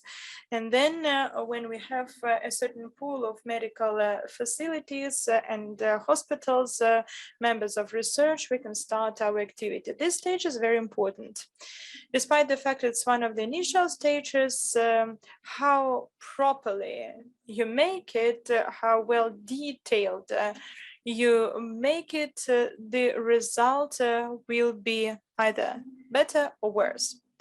So, in comparison to the 2 previous stages, we are at the very starting point of our project implementation. I hope that we will be able to make a good working group, receive good results. Of course, it will be needed for practical medicine and scientific community, governmental authorities. We are always open to have a dialogue. We would like to invite all the interested stakeholders for cooperation. And as for the working group, we are going to have other meetings to discuss other issues in details to make the database of patients and to determine the hospitals and medical institutions where our research will take place. Thank you. Thank you.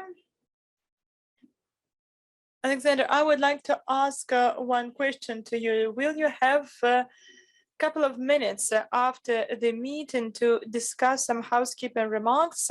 We have a big Belarusian delegation here, and taking into account the conference which is starting on Monday in the organization. Yes, of course, I will have some time to discuss it with you. Okay, thank you. Dear colleagues, do you have questions? No questions.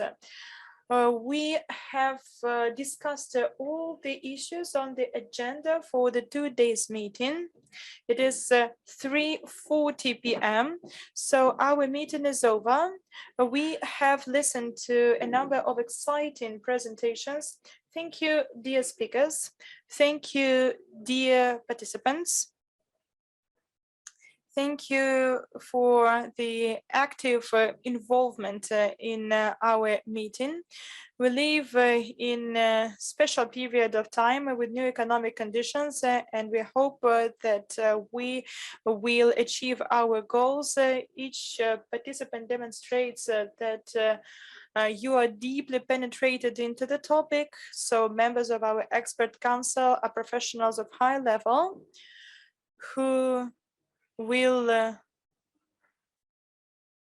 bring our results to the positive outcome.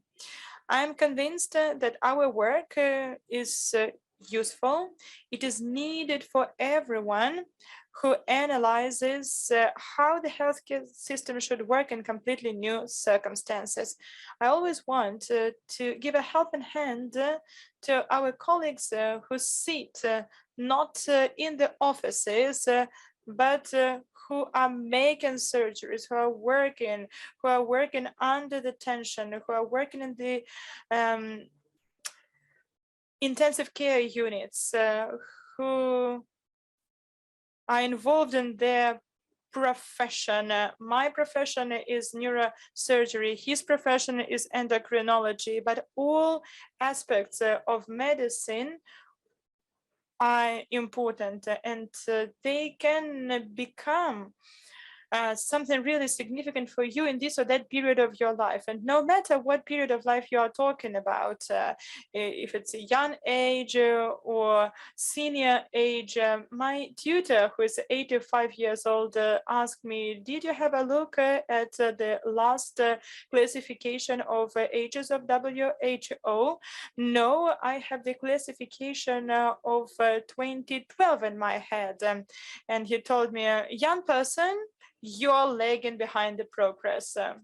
And I have recently entered the age of the stage of old age, and he told me, you are 75, and to be in the old age you have to be 75 plus 1. And Smolny, they told me they start to give flowers once you become 70 years old. So starting with 70 years old, you have to get used to it.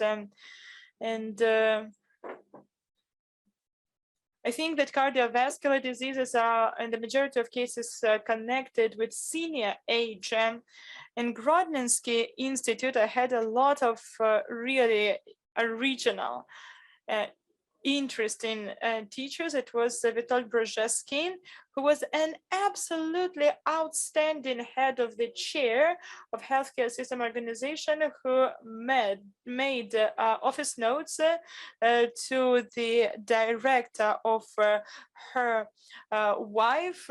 She cooked breakfast and left home later, and he was the leader of the high level, and he encouraged his wife with the office notes to be on time. Please stay safe and sound. Please preserve your intellectual capacity. We have beautiful ladies among us. It's wonderful that they make presentations and they are high level of professionalism. They are deeply in the topic. It's always a characteristic feature of our professional society. Please accept my gratitude once again. We are living in quite a difficult time, but I think that our patients will go through these difficult times together with our assistance. So we will meet in October 2022 at the next meeting. I think that the topic will come up later. During the 10 years of our work, we have found out that some questions can suddenly become very relevant and truly demanded. Or we will invite people who can teach us, whom we can listen to. I have been a student from the first year of studying, and I'm used to learn something from people who know better than me. And I would like to finish my presentation with a quotation from Grodno, 1969. You get the flowers once you are 1970, but each step you have to make, do it cautiously. 50 is like 20 and 70 is like 10. So let's finish with that. Thank you.